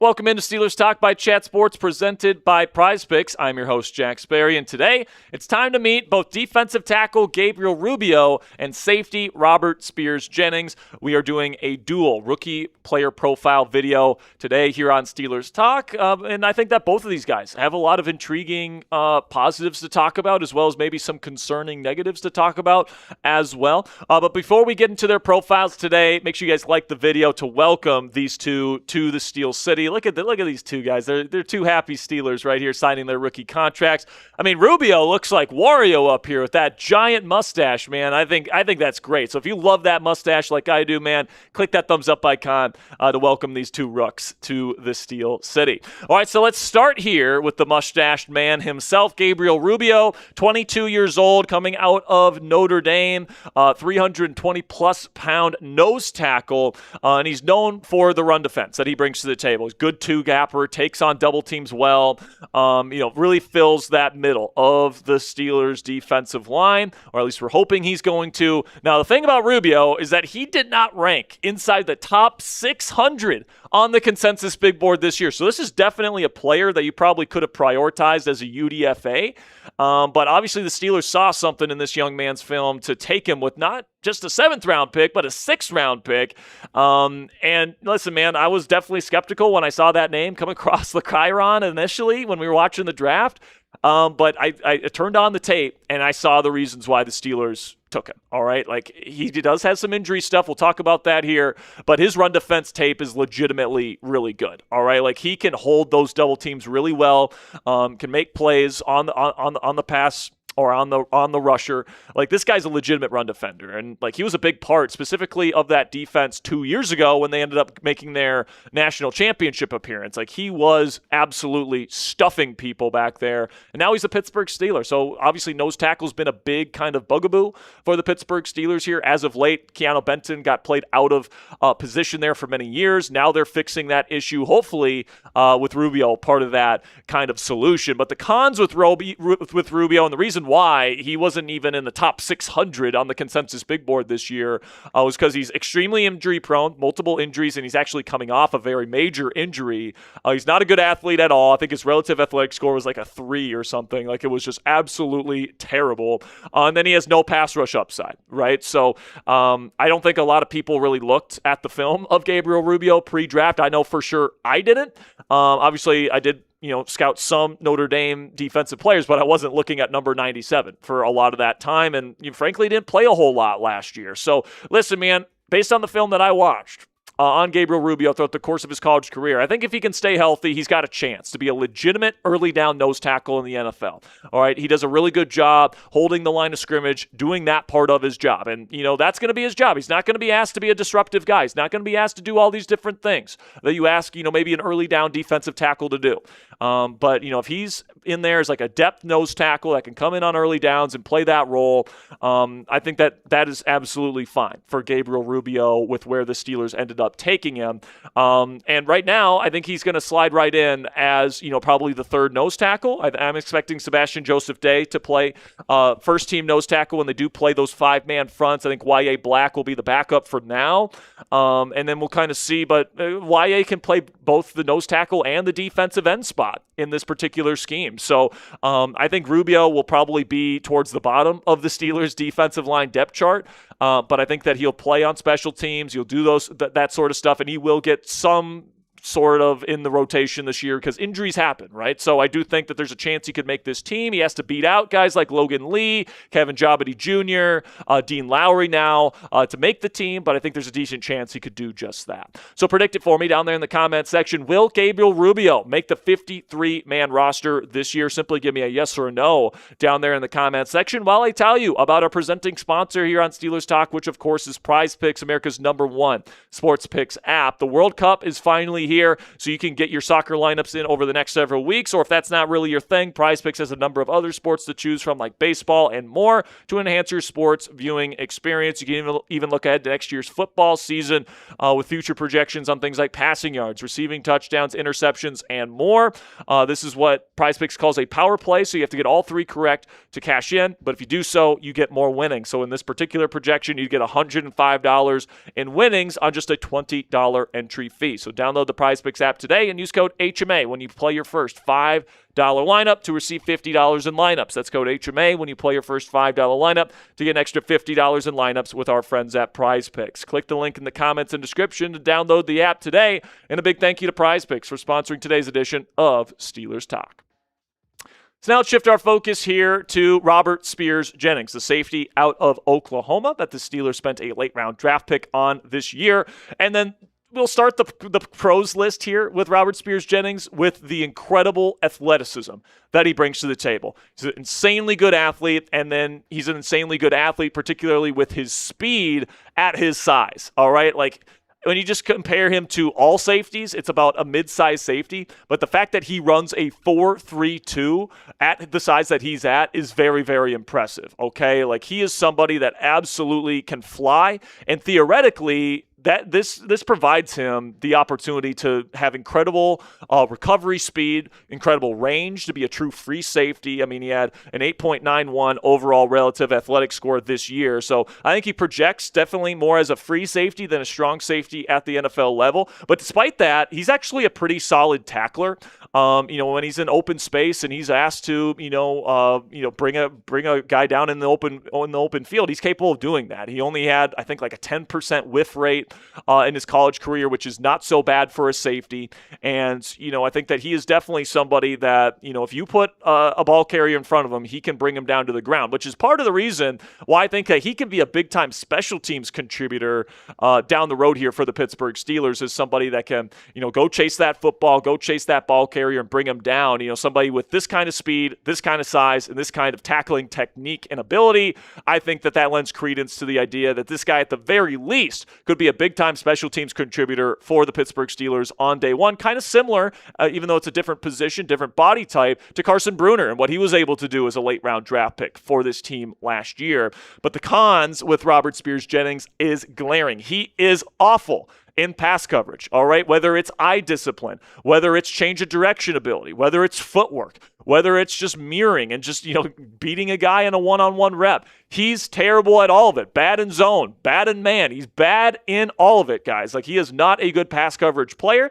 And then when it comes to taking on blocks in the run game, he actually played quite a bit of strong safety at Oklahoma. He's terrible at that too, all right? And, he's got some decent size, but when people get into his pads, man, it's game over, all right? Like, there's no ability to shed. There's no ability to take on those blocks. So for me, I think he's probably more of a free safety in the National Football League if he can fix the pass coverage issues, which is far from a sure thing. And he wasn't even an every down guy in college, which definitely shows you that he probably isn't an every down guy in the National Football League, at least in his current state, all right? But right now, the Pittsburgh Steelers are definitely betting on their coaching staff, and they are betting that Joe Witt Jr. and Jason Simmons and these guys can really develop that skill set inside Robert Spears Jennings, while hopefully he contributes as a special teamer. And then hopefully after a year or maybe a few years of development, this is somebody that with his speed, with his tackling ability, all that different stuff, is going to be able to turn into, a decent safety in the National Football League. But obviously with him having such a long ways to go, I think year one expectations for him is that he's a special teams contributor. And, in Latrobe, his ticket to make this final roster, plain and simply, is if he's a special teams player. All right, plain and simply. Like, he's going to have to, do that dirty work for this roster this year if he wants to make it, because frankly, he's not good enough as a defensive football player to make this roster on just that alone. And obviously, the best case scenario with an athlete like this that has that size, with that speed in particular, he can eventually become a starting free safety. All right, he could. And he's a hard hitter too. He plays the game the right way, theoretically from an effort standpoint, but from a technique standpoint, it's just a long, long way to go for this young man. I'm hoping Joe Witt Jr. and Jason Simmons can, kind of take that ball of clay that this young man really is and turn him into a solid player, because he's got the physical tools to develop into something nice here in the National Football League. But let me know what you guys think down there in the comment section. What will the Steelers do with Robert Spears Jennings this year? Type C for cut or K for keep. Let me know what you guys think down there in the comment section. For me, I think there's a decent chance they keep him as a special teams contributor and as the bottom of the safety rotation here in Pittsburgh here for 2026. But there's also a chance that he could get cut. So let me know what you guys think down there in the comment section. And that'll be it for today's edition of Steelers Talk by Chat Sports. Today was actually the final video in this spring's rookie profile series, where we actually have videos on every single Steelers rookie that the Steelers drafted this year. Everybody from Max Ihanicher to Jeremy Bernard to Drew Aller, all the way through the later round guys like we did today. So if you guys want to check out those videos, feel free to go check them out on the channel right now. Make sure you guys click that subscribe button for in-depth Steelers videos like this one every single day, 100% free. Until next time, guys, here we go, Steelers.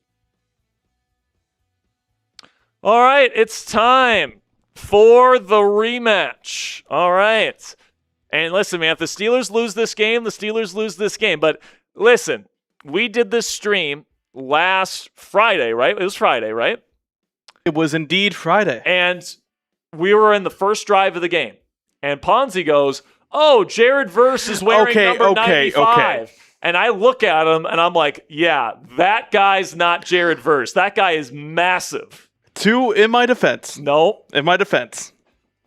I actually had the pre-recorded take of this one before I traded Myles Garrett to the Browns and after. And I got confused in my brain because I run a lot of Madden Sims. And I don't believe it. Yes. Do you believe Ponzi in the chat? Yes or no? I'm not buying it for a second. I had two. And I used this one. And I was like, oh, it was a close game. Okay. Such a liar, man. But if you guys don't know, right now the Steelers are 5-2 in our Madden simulated season. So the Steelers have lost 2 games, both of them at home, by the way. They lost the season opener versus Atlanta, then they lost to the Colts at home in Week 5. But other than that, they beat the Patriots in Foxborough. They beat the Bengals at home. They beat the Browns on the road. All right, and then they just came off of 2 straight wins versus Tampa and versus New Orleans. And you get another home game here before the bye week here. If you win, you improve to 6-2 on the year heading into the bye. If you lose, you go to 5-3 heading into the bye. So it's a big week here to get the sweep over the Cleveland Browns. So without further ado, let's get into the stream.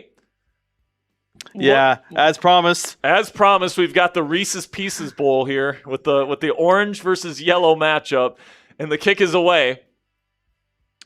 And it's fielded at around the 8-yard line by Caden Weegan, and he's not going to get to the 30, but he will get to around the 29. So decent return there. And there is Aaron Rodgers.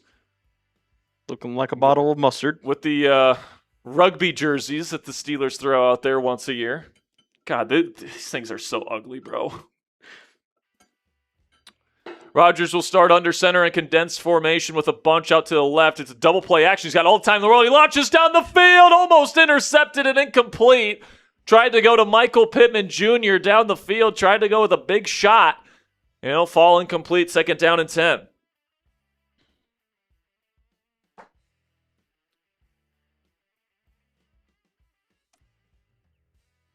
See, what is this color bowl?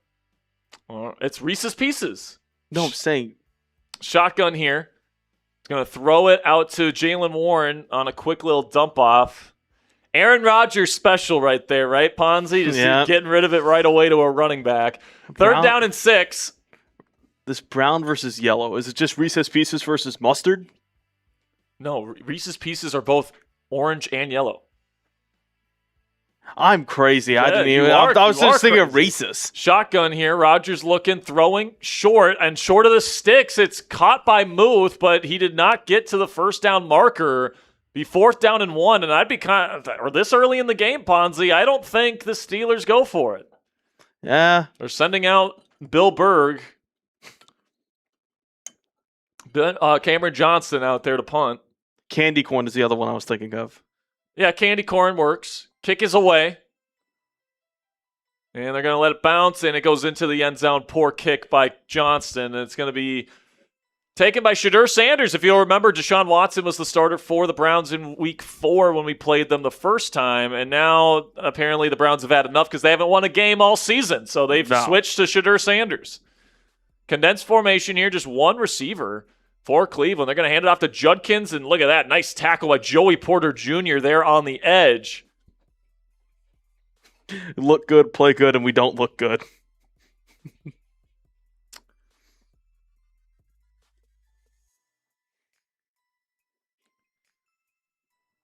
All right, shotgun here. 3-receiver set for Sanders. Takes the snap. Clean pocket. Now he's scrambling, and there's going to be a sack. Look at this. And it is Nick Herbig, the new $100 million man, bringing him down. It'll be 3rd and 17. If you remember the previous stream that we did last week, Sanders was very skittish in the pocket. So hoping for quite a few sacks from the Pittsburgh Steelers defense in this game. Similar theme so far. Yeah, pretty similar theme so far. And now 3rd and very long. Steelers with a great chance to get off the field. They have Peyton Wilson down at the defensive end spot in a kind of a weird front. Shotgun Sanders takes the snap. Now he's immediately looking to scramble. Now throws wide open. Caught. Jerry Jeudy picks up the 1st down. Gets down to the 35. Somehow the Steelers give up a 3rd and 17. Is this the 2025 Steelers? Dude. I mean, goodness gracious. We can't be having this season. We can't be giving up 3rd and 17s like we were last year. Peyton Wilson rushing? I don't know, man. Jeudy created a shit ton of separation there. I think it was Jalen Ramsey's man, too. Shotgun, 2-receiver set. Takes the snap. Sanders hands it off to Judkins. Good blocking up front. Tons of room to run. Makes a move, and he gets all the way down to the 44-yard line. 1st down, Cleveland. Hot take, I actually don't mind these uniforms from Cleveland. Yeah, that is a hot take because those are hot garbage. Like, if they made it like more of a mat, it sucks. I don't know, man. It's terrible, bro. I hate to break it to you. Under center here, condensed formation. They will hand it off to Judkins again. Good blocking up front yet again. He breaks a tackle and gets another 10 yards. 1st down, Cleveland. 3 straight plays with a 1st down for the Browns offense, and they're now at the Steelers' 33. The Steelers defense looking like their uniforms right now. Fluvin says Peyton Wilson rushing. What playbook is this? This is actually Patrick Graham's playbook in Vegas. Looking like Swiss Now cheese. another weird front from Pittsburgh. They're just going to hand it off, and What is gets going 3 on? yards there. I don't know how that front was able to stop them in just a 3-yard gain, but they did. coming out in nickel dog Meg or some shit. Yeah. Just a 3-down front here for Pittsburgh. What is this playbook, dude? This is Patrick Graham. Are you sure? Yes. Handoff here to Sampson here. He'll pick up another first down because it looks like a 3-3-5 defense. Yeah, but the thing is that technically Patrick Graham's defense in Madden's multiple. That's true, but why do they keep coming out in 3-3-5 sets? That makes no sense. It's just a CPU, man. Oh, here we go. We're back to the 5-man fronts. Condensed formation, handoff. Judkins not going anywhere. my goodness. TFL, there it is. Alex Highsmith getting the big tackle. Loss of 2. Dave comments, luck factor is real. If we lose, it's Ponzi's fault. Yep. If we lose, Yeah. everyone's typing F Ponzi in the chat if we lose. Per the usual. Per usual. Here we go, 2-by-2 formation and empty. Takes the snap, looking. Sanders Oh my pressure up the goodness. middle. He's going to get crushed. And that's Nick Herbig again with already a second sack of the first quarter. 3rd and 19 coming up. Go get another sack here. Try and get him out of field goal range. Well, if you know the Browns roster, kicking is not their strong suit. No, it is not.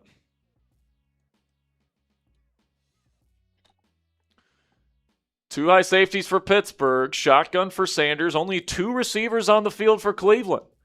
Takes the snap. He's looking clean pocket. Now pressure's getting to him. He has to throw it away. TJ Watt forced the throw away. Incomplete. 4th and 19. Cleveland will have to kick the field goal. Don't care about pressures, though. I care about pressures. I want the sack. I'll take that You're pressure. TJ Watt. I'll take any pressure that ends in that result. Because there's nothing Watt could have done there. He threw it away. Finish the job.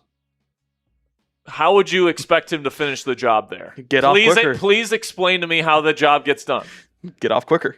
Be better. Then he throws it away faster. Nah. Yes, bro. Nah. What are we talking about? 3-0 after the made field goal. Cleveland with an early lead in Pittsburgh. We're into some super chats in the midway point. Cool. It's going to be fielded at the 5 by, looks like Jeremy Bernard trying to sift his way through some blockers. He gets to the 28-yard line.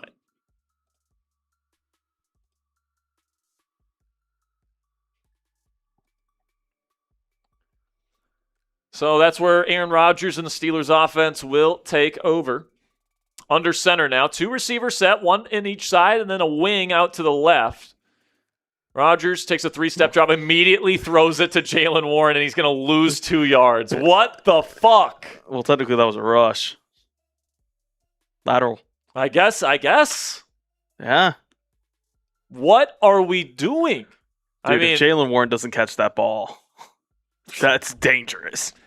It's better if he just lets it go out of No, because bounds. it would be a fumble. No, it would have gone out of bounds. Oh, that's right. Shotgun here for Rodgers. He's going to launch down the sideline. No, he's not open, but he catches it somehow. He beat the corner off the ball. Rodgers threw it up despite there being safety help, and Metcalf mossed the safety. What a play by DK. First down, Pittsburgh. Wow.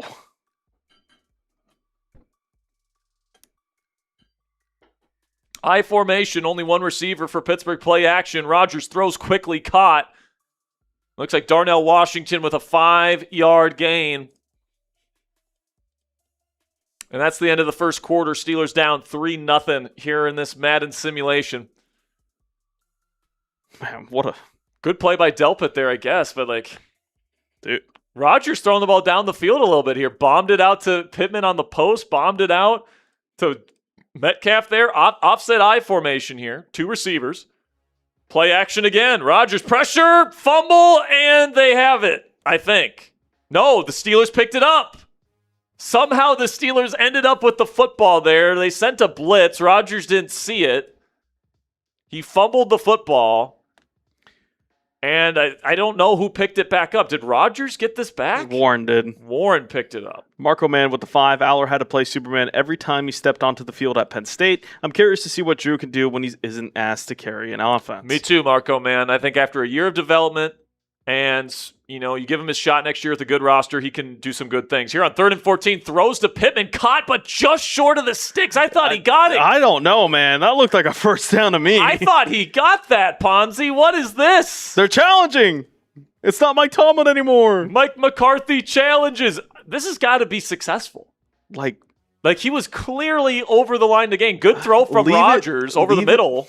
Leave it to the refs to screw us out of a spot. Look at this. He's even extending the ball. This is a first down. They have to give us the first down here. Yep. And they do. First down Steelers. Rodgers digs them out of a 3rd and 14. And now they are inside the Browns 30. Pistol formation. Doubles right. Takes a snap. Quick drop, almost intercepted, somehow caught by Metcalf for a gain of 7. That was a dangerous pass. There were 3 receivers in the same area. What type of play call is that? Just didn't let it develop, I guess.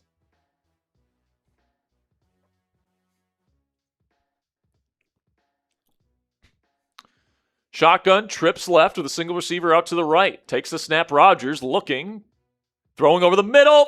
Oh, absolutely laced the seam, but it's dropped. Be 3rd and 3. That would have been a tough catch, though, with the defender making contact. Yeah, I think he tried to go to Pittman. It was just a little bit late from Rodgers. It'll be 3rd down and 3. We lose to the Browns here. Howard crowd is going to go crazy. Shotgun here.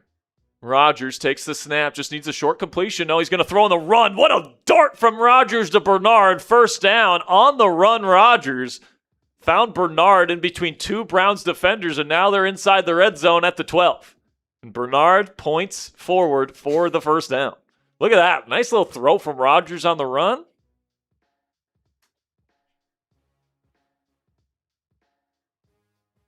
Let's get a touchdown here.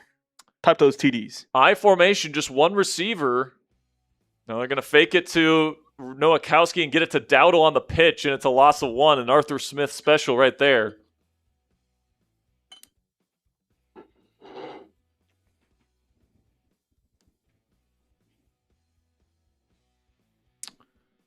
And 2nd down and 11. Here we go. You got 4 eligibles out to the right. Takes the snap. Rodgers throws quickly to the other side. Metcalf on the slant, who drops it. That's the DK I know. 3rd and 11.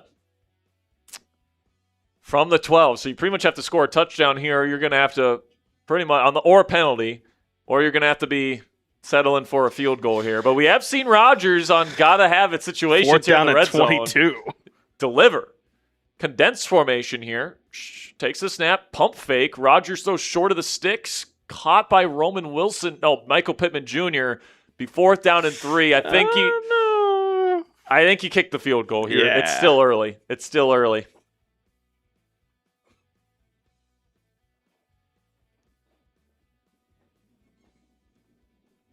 All right, they are kicking the field goal here, trying to tie this ball game up. It should be a chip shot. It's easier than a PAT, and it's up and good. 3-3 in the Reese's Pieces Bowl. Let's see if the Steelers defense can actually get a stop. Yeah, I mean, that first drive was brutal.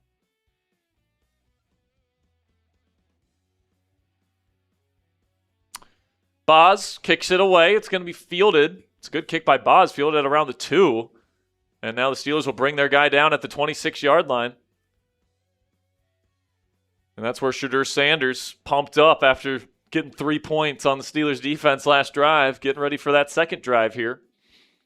He'll start in shotgun. 3 receiver set. It's a big tight end they have out there. I think that's Fannin. Takes the snap. Looking, stepping up, all day to throw, launches downfield in the corner route. It's caught. First down, Browns. Big gain. I think that's the second time Deshaun Elliott's been toasted in man coverage. Be first down, Browns, and they're already. And of course, it's the guy that I just called fat, Harold Fannin Jr. Dude's a dog, though. I respect his actually, game. never mind. I think he just got past the second level on the zone coverage, I think is what it was. First down and 10 from the Steelers 43, shotgun Shedeur. 3-receiver set. Takes the snap, hands it off to Judkins. Good run defense there from TJ Watt, and it's a loss of 2. TJ with the impact play there. It'll be second down and 12.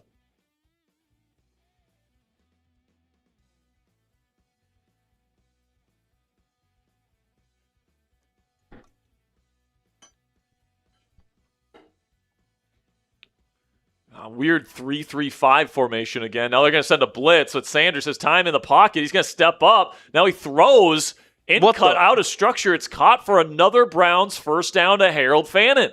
Dude, he does look bigger. The Browns offense is dealing, man. Shedeur Sanders playing pretty darn well.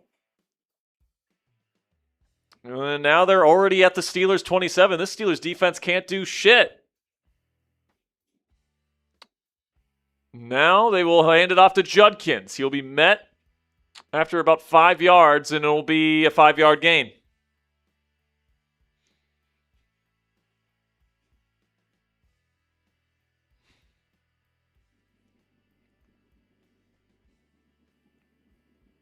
I mean, maybe these uniforms for Pittsburgh are so bad it's making them play worse. This might be the worst game this defense has had all season. Takes the snap, Sanders now escaping, now dumps it off short, caught first down. Once again, Harold Fannin Jr. absolutely dominating this drive for Cleveland as they're now down inside the Steelers' red zone at the 16. That's the 2-minute warning. And the problem is that it's long drives. And remember, the Browns have the ball to start the second half. Yeah. So they have a chance to double dip. Trips right, shotgun, Sanders. Takes the snap, handoff, Judkins trying to find a lane. He finds it, and he will pick up 9. Clock continues to tick as now Jalen Ramsey and Quinshon Judkins get into it. Don't spit on him, Quinshon. Don't want to be like Jamar.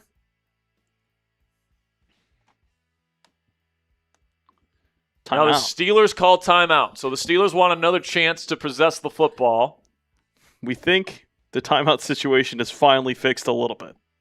If you remember, the Browns had the ball at like the 4-yard line, down 3, like 20 seconds to go, and they let the clock run out on them to lose the game. Most Browns finish of all time. They had 3 timeouts left, by the way. Yep. Shotgun here under center. Only one receiver. Jerry Jeudy. He's going to hand it off, though, to Judkins, and he'll pick up a first down. Timeout Steelers. A minute 36 to go. The Browns will be down at the Steelers 5. Judkins looks like he pulled a Trent Richardson there. There was a hole to the right, and he just missed it. Pulled a Madden. Yeah. Well, I was saying Trent Richardson, the Browns,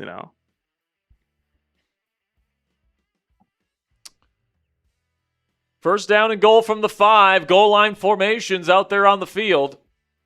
And they'll hand it off to Judkins. He breaks one tackle, but he's going to be brought down in the backfield. Timeout Steelers. That is their final timeout. 3-3 is the score. The Steelers trying to prevent a Browns touchdown before the end of the first half. Again, the Browns will possess the football to start the third quarter.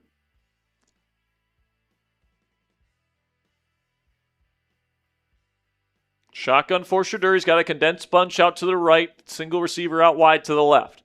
Sanders takes the snap. Looking. Stepping up. Now he's going to throw to the flat. It is caught, but he's going to be brought down at the 5 after just a 1-yard gain. That is Brandon Eccles on the tackle. There we go, Brandon. Come on, type those threes. This is a big play right here, guys. A 3-point lead versus a 7-point lead. With the Browns possessing the ball coming out of half is huge. If you remember during the sim that never was last week, they had a rushing touchdown from Shedeur here. Sanders takes the snap. They send blitz, pressure, and Peyton Wilson is there for the sack. The Steelers do not have a timeout, though. So the Browns theoretically can let this clock drain, but the clock is stopped. Is there an injury? No. Oh, now the clock is running. So I expect Cleveland to wind down this clock, not give Pittsburgh really any shot. Although, if we do know Madden. Yeah.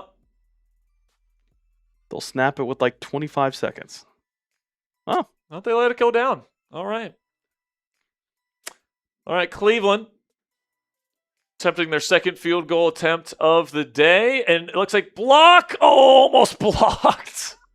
The Steelers were so close. They had two people diving at the ball, and they both missed. And the Browns make it. It's 6-3. That would have been a game-changing moment, ladies and gentlemen. dude. Instead, Cleveland takes a 3-point lead with 6 seconds to go in the half. Honestly, I would just let Caden Legion return this and see what he can do. We'll see. But it's going to be Bernard. He's actually just going to knee this down in the end zone. And Rodgers will take over. 6 seconds to go. No timeouts. Just be safe with it. I would just knee it. Are they going to go Hail Mary here? They are. They're just going to launch it. Need a miracle. It was caught. And it's caught by Jeremy Bernard out of bounds. Got all the way to the 18. Rodgers, the Hail Mary king. But we'll go into halftime here. 6-3 being the score. And while the halftime show plays, let me tell you about our sponsor here on today's live show, which, of course, is Prize Picks, America's #1 sports picks app. The World Cup is finally here, guys, and you can get your soccer lineups in over the next several weeks, or if that isn't really your thing, Prize Picks has a number of other sports to choose from, like baseball and more. To enhance your sports viewing experience, download the Prize Picks app today and use code HMA when you play your first $5 lineup to receive $50 in lineups. That's code HMA when you play your first $5 lineup to get an extra $50 in lineups with Prize Picks. Click the link in the comments and description to download the app, and a big thank you to Prize Picks for sponsoring today's edition of Steelers Talk Live. All right, we're ready to kick things off in the second half here. 6-3 is the score.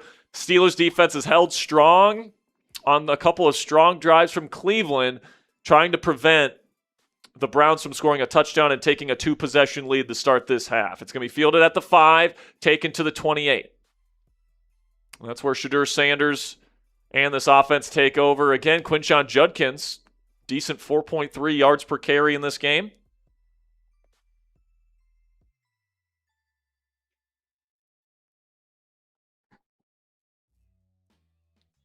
Hands it off again to Judkins. He's not going to get anything. Good run defense there by Jalen Ramsey and the Steelers. This game has Jalen Ramsey wearing gloves. Yeah. He never wears gloves. Where's the finger tape? I know. Which is sick. Yeah, they had that in last year's game, but they didn't have it in this year, I guess. Now, Sanders, pressure, and there's T.J. Watt. Yeah, with the sack. Let's go, baby. And it's going to be 3rd down and 21. Let's see if the Steelers can get off the field. And 3rd and very long here. Sanders limping a little bit, getting up. He's calling for his daddy. TJ Watt gets in on the fun here with his first sack of the day. He also has a TFL. Nick Herbig has 2 sacks. You won't believe this, Barry, but he has just passed his last season total. He has 7 sacks on this season? 8. TJ? Yeah. Already? Yeah. All right. I didn't realize he had 8 sacks already in the simulated season. We'll take it. He had a really good game 1, right? If I'm remembering He had like correctly. 3 sacks there. 3rd and 21, shotgun Sanders now looking to run around. He's got time in the pocket. He's running out. Now he just has to throw it away. Incomplete. Steelers will get the football. The defense holds. And Keanu Benson pretty happy about that play. Although, weird celebration. Yeah, pretty weird celebration. But hey, results are results. And now the Steelers offense will get the ball for the first time in this game. Kick is away. It's going to be fielded at around the 24, and Weegan takes it to the 30. So, okay field position here for Pittsburgh.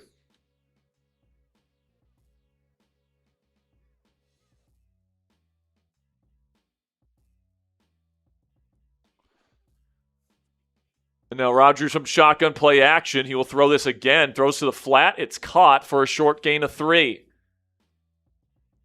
And there's no in between. Rodgers is either bombing it or he is checking it down. There's no intermediate work in this game.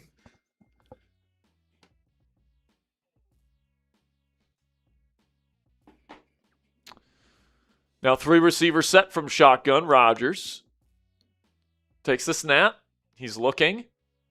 Pressure caving in, and he tries to run, and he picks up 2 yards. No sack. It's a rush of 2 yards from Aaron Rodgers. But it will be third down 5. Hey! Push him. I dare you. Where's the offensive lineman there? Dirty players over there in Cleveland, man, I tell you. Third down and 5. Let's see if Rodgers can prevent the 3 and out and move the chains. Offside? Oh, and there's a flag. I think he got him offside, but why didn't you snap it? Snap the ball. Mason Graham, first-round pick out of Michigan from a year ago, gives the Steelers a new set of downs, now under center. Doubles in a stack out to the right. They're going to hand it off. Warren, not going anywhere, gets a gain of 2. What number is Jared Verse? 8. He's number 8. I had to switch over Dylan Gabriel to 6. Yeah, it's good call. Well, that's his actual number now. I know. Crazy, by the way, what he posted. All right, empty here. Takes the snap. Rodgers, they said blitz. Rodgers will throw. It's caught on the drag to Bernard. Another short gain and another short pass from Rodgers. Third down and 3. Sam asking if this is really simulated or is Ponce controlling one of the teams. I promise you, if I was controlling one of the teams, it would be 30-0. Yeah, it's actually simulated. They go empty here. Trips right, doubles left, takes the snap. Rodgers looking, will throw short again. It's dropped, incomplete. The Steelers will have to punt. I don't know if you just saw that. They got him to jump offside. He didn't snap it again. Dude. Zach Frazier, I love you, man. Snap the fucking ball. Pretty pleased with sugar on top. Snap the fucking ball. Punt time.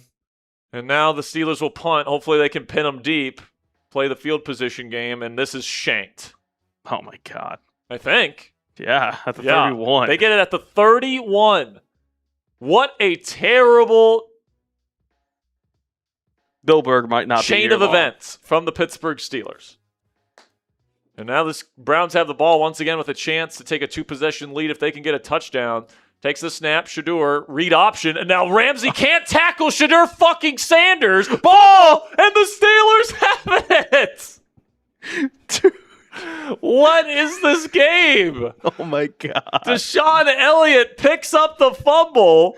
Somehow, Jalen Ramsey couldn't tackle Shedeur Sanders in the open space, and then T.J. Watt forces the fumble. Was he down? No way. Actually, I think Cam Hayward was the one that eventually busted it loose. Pause. No, it's not. It's a pause. No, it's not. And now the Steelers get the ball at the Browns 27. What a game-changing play. I formation here for Rodgers. 7-step drop. Oh, God. Now he's looking. Now has to throw it off platform. It's caught by Warren for a gain of 4. Dude. 7-step drop. A 7-fucking-step drop. A dinosaur in today's NFL.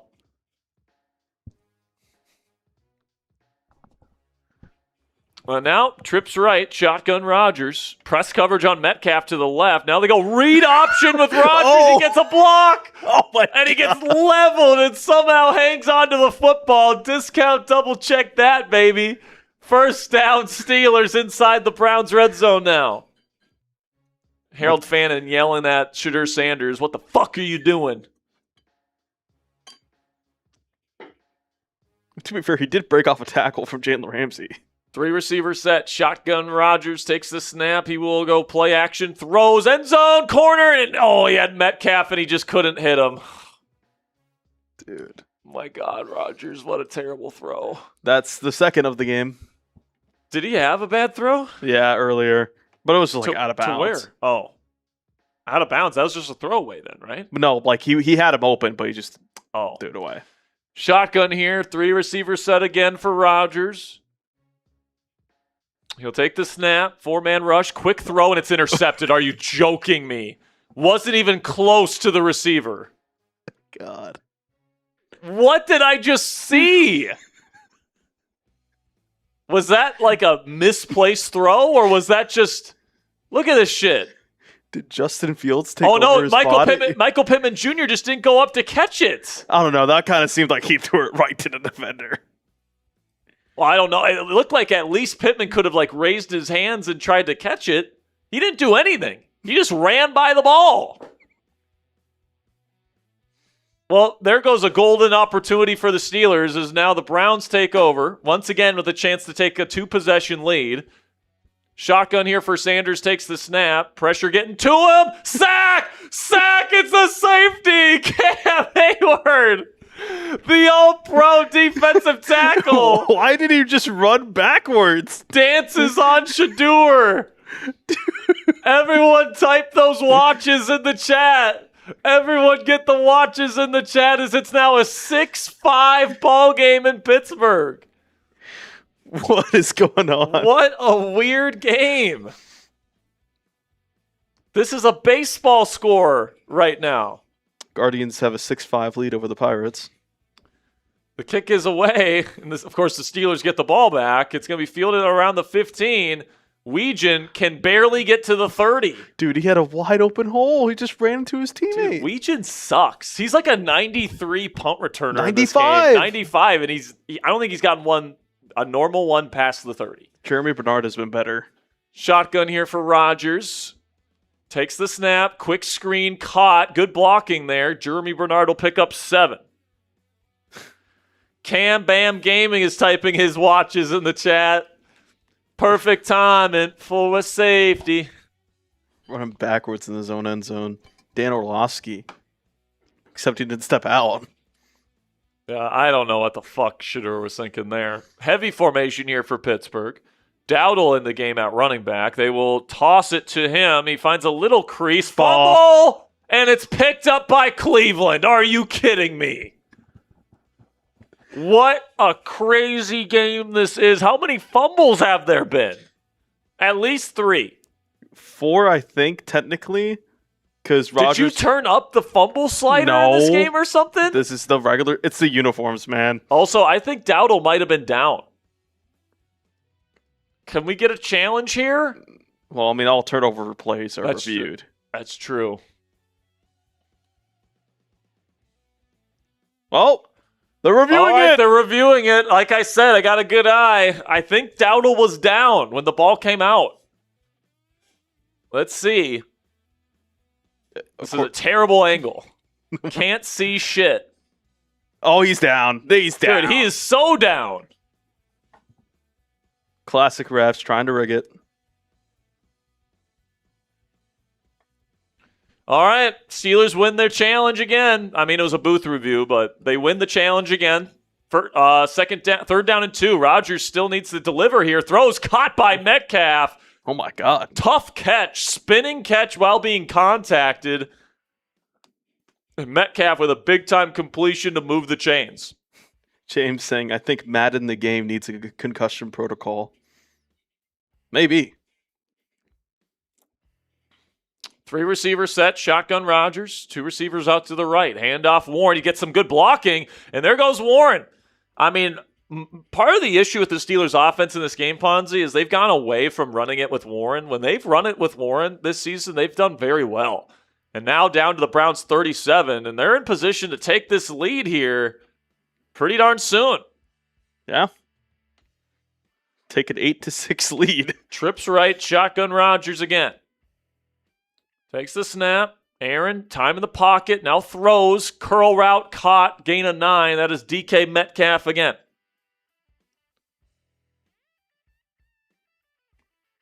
I think Rodgers is like almost at 260 yards of his because of the Hail Mary.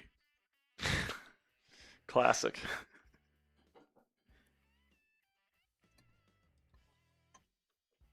Under center here is Rodgers in a condensed formation. Handoff to Warren. He picks up the first down and then some. Breaks a tackle. Nice run by Jalen Warren. Gets down to inside the Browns.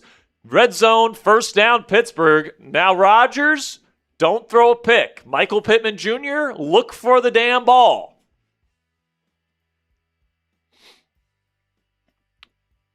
They just showed the interception again. It literally goes right by the helmet of Michael Pittman Jr.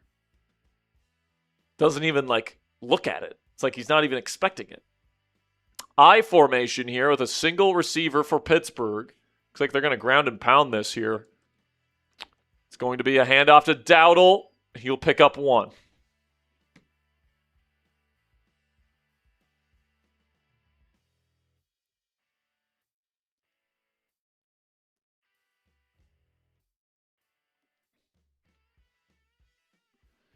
2nd down and 9. Under center is Rodgers in the I formation. Doubles right. Takes the snap.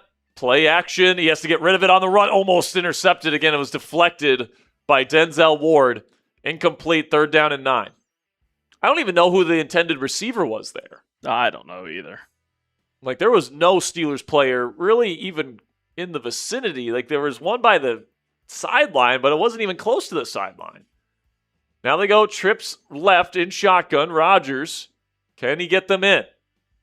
Just don't throw a turnover here. No fumbles. Uh-oh, now he's in pressure. Now he throws it. Oh, that was almost fumble. That was almost fumble territory there, boys. Almost intercepted, too. Yeah, Dangerous play from... Just take the sack. I don't know, man. What are we doing throwing that football? This game is definitely on something. So Boswell on the field for the game, or to take the lead here with the field goal. It's up and it's good, of course, because it's Chris Boswell. Steelers up 8-5. 8-6. This is still a baseball score. Yeah. They get a 3-run home run. O'Neal Cruz. Yeah, 3-run homer.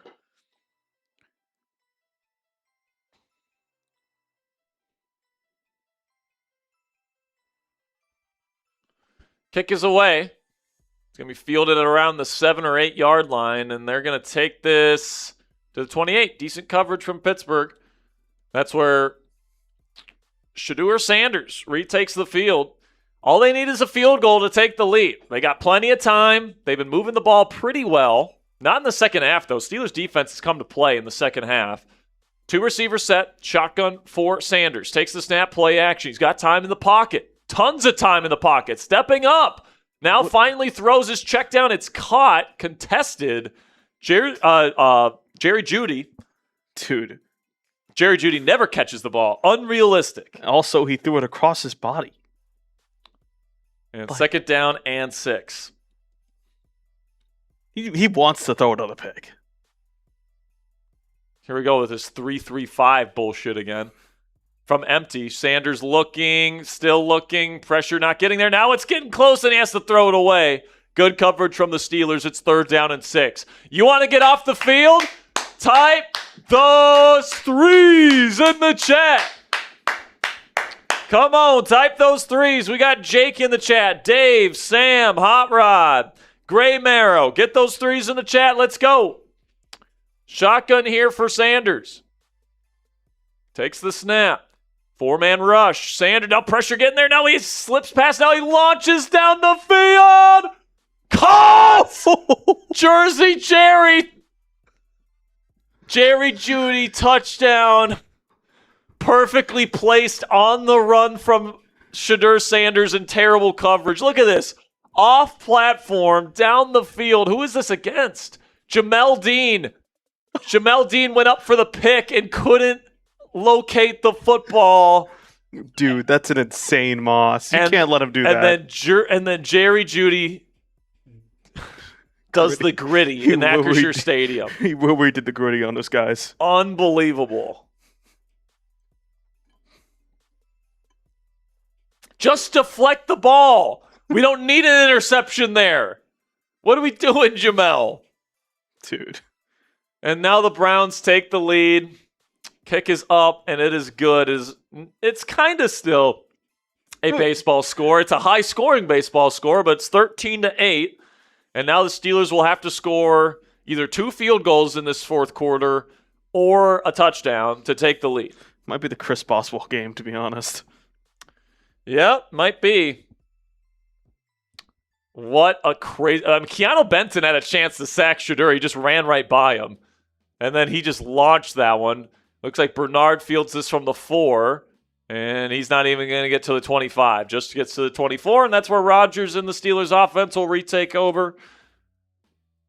See what they can do on this drive. I formation. Rodgers takes the snap, hands it off. It's going to be breaking a tackle as Jalen Warren, but he still loses a yard. That's Jared Verse. Actual Jared Verse. Actual Jared Verse with the play. If anything, the Steelers' offense has played worse in this game than the other one. I told you. Don't matter. Shotgun here. Rodgers changes the play. Trips left. Rodgers must see something in the defense. Takes the snap. Fakes the draw. Now launches downfield. Open! Incomplete. Great coverage by Denzel Ward. He had Pittman open. What a recovery by Denzel Ward, and it'll be 3rd and 11. It's a pretty good throw from Rodgers. It's just Denzel came out of nowhere with the deflection. Great throw, better play. 3rd and very long here. Down 5 in the 4th. Big play here for Rodgers. Takes the snap. Now pressured. Now has to throw on the run. Deep down the field. He's open. Caught. First down. DK Metcalf. Dude. It was a little bit underthrown, but what a throw from Rodgers. How far did he throw this? From the 19 all the way down to around the 30-yard line. To like the 29. Wow. Insane, bro. That's a 50-yard throw. 52-yard throw in the air. Has a weak noodle arm, though. Can't throw it down the field anymore. Now down to the 21. What a play by Rodgers. Takes the snap. Now he'll throw quickly. Intermediate ball caught and absolutely destroyed, but it doesn't matter. It's smooth. First down, Steelers.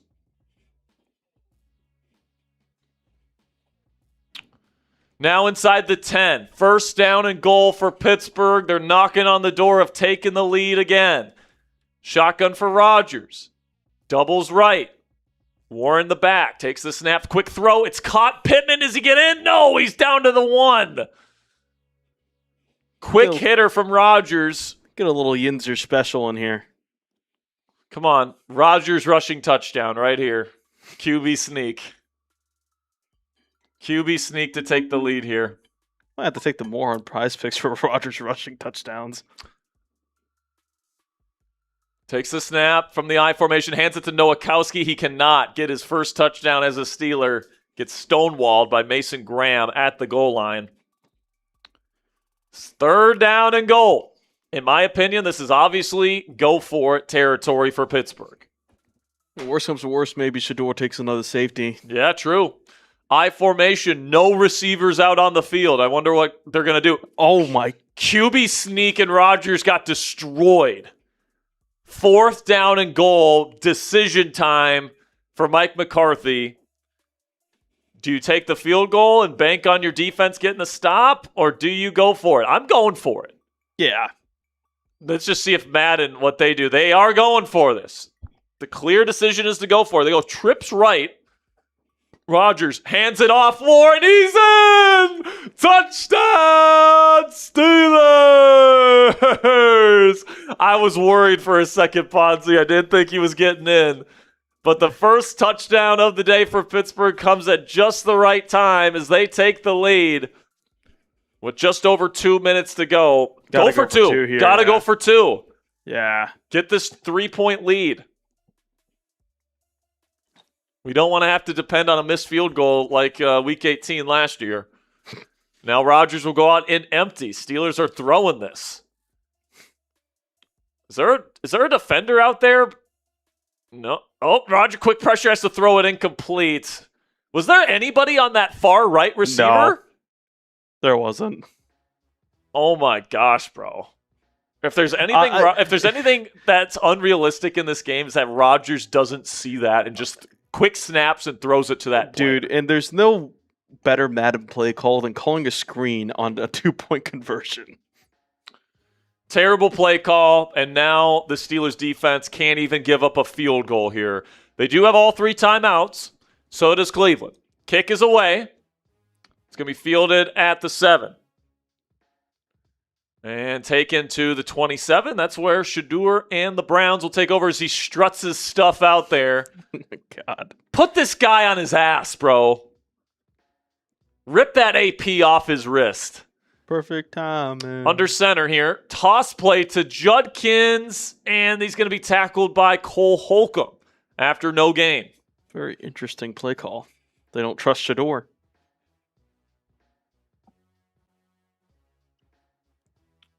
And that's the 2-minute warning, folks. Steelers have a 1-point advantage.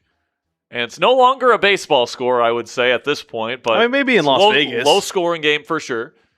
Takes the snap. Shedeur looking. He's got time. He's going to throw quickly, and he's going to be destroyed by Peyton Wilson after a gain of 3. Clock continues to tick. Type those threes. I mean, I don't know. Maybe we shouldn't type those threes because the last time we did, the Shedeur touchdown happened. But Yeah. Come on. Let's get off the field. Well, I guess not off the field. They have to go for it, but let's put him in a tough spot here. Shedeur takes a snap, looking, pressure getting in, throws to his flat, check down option, breaks a tackle, but he gets out of bounds. Oh my gosh. He was so... Just a gain of 1, and this is the game. 4th down and 6. Get those F Ponzies ready in the chat whether we win or lose. What? Because if we win, it's F Ponzi for having Myles Garrett in the chat in the stream last game. But if we lose, again, it's F Ponzi again. Empty formation. Sanders trying to save the game. Pressure getting in, and he's sacked! Cam Hayward! Flash the watch! It's over! Well, actually, it's not fully over yet, all right? Yeah, the Browns do know how to use timeouts now. Browns do have timeouts, but Cam Hayward, the All-Pro, they left him one-on-one, and he gets into the backfield, takes down Deion's Jizz, Shedeur Sanders. Joe Flacco. Joe Flacco is better than Shedeur Sanders. Gotta get a first down here. All right, go get a first down. The game is over. Or a touchdown, by the way. Or actually, no, not touchdown. You have to get a 2-point conversion. Handoff, no gain or 1-yard gain, timeout, Cleveland. First down here ends the game.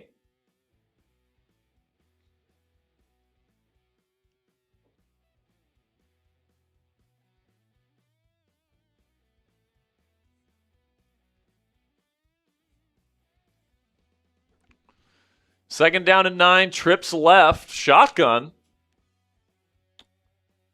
And they will go read option with Rodgers. Don't fumble it.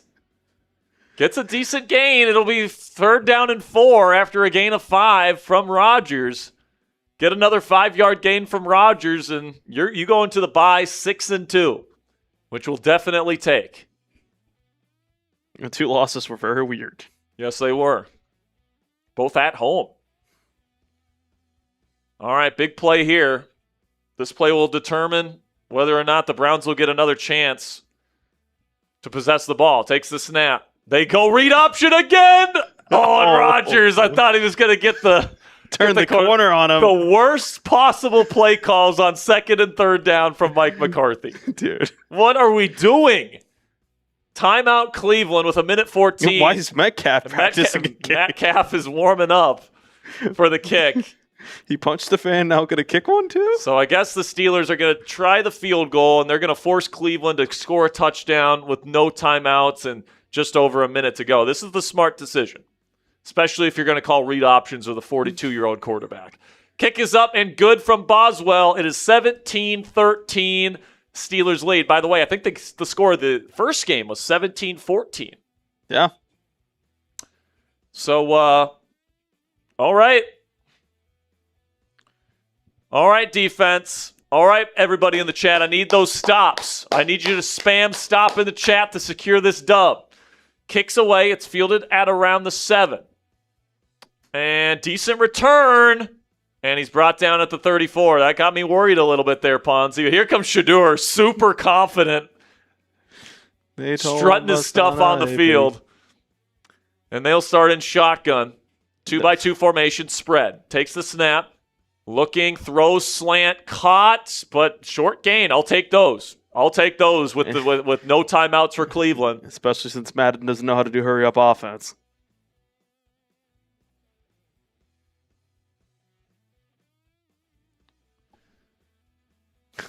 Man, they're taking a long time. 2nd down and 6 as they're taking their time, wanting to get into the right play. Play action.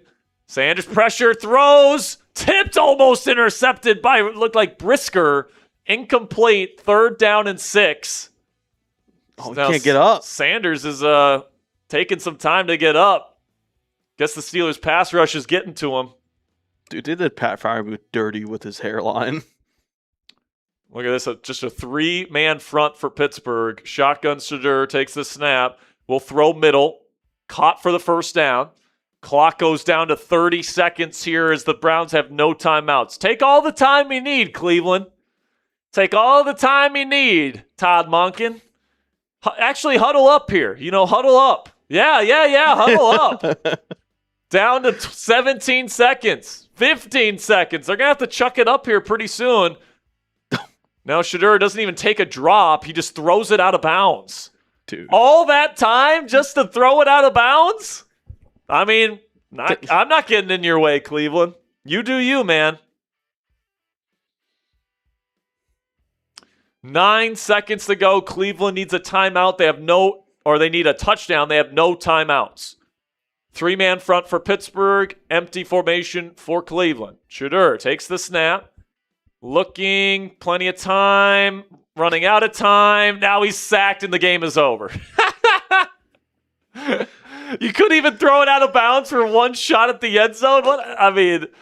The Browns don't deserve to win. Everyone type F Ponzi because if it weren't for us demanding a redo, we would have lost this game because of Myles Garrett was on the Browns.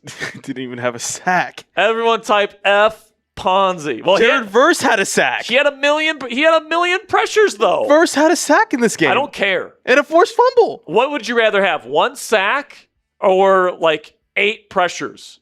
I'd rather have 8 pressures. It's still the craziest play right there. Yeah, that was crazy. But hey, Steelers go into the bye 6-2.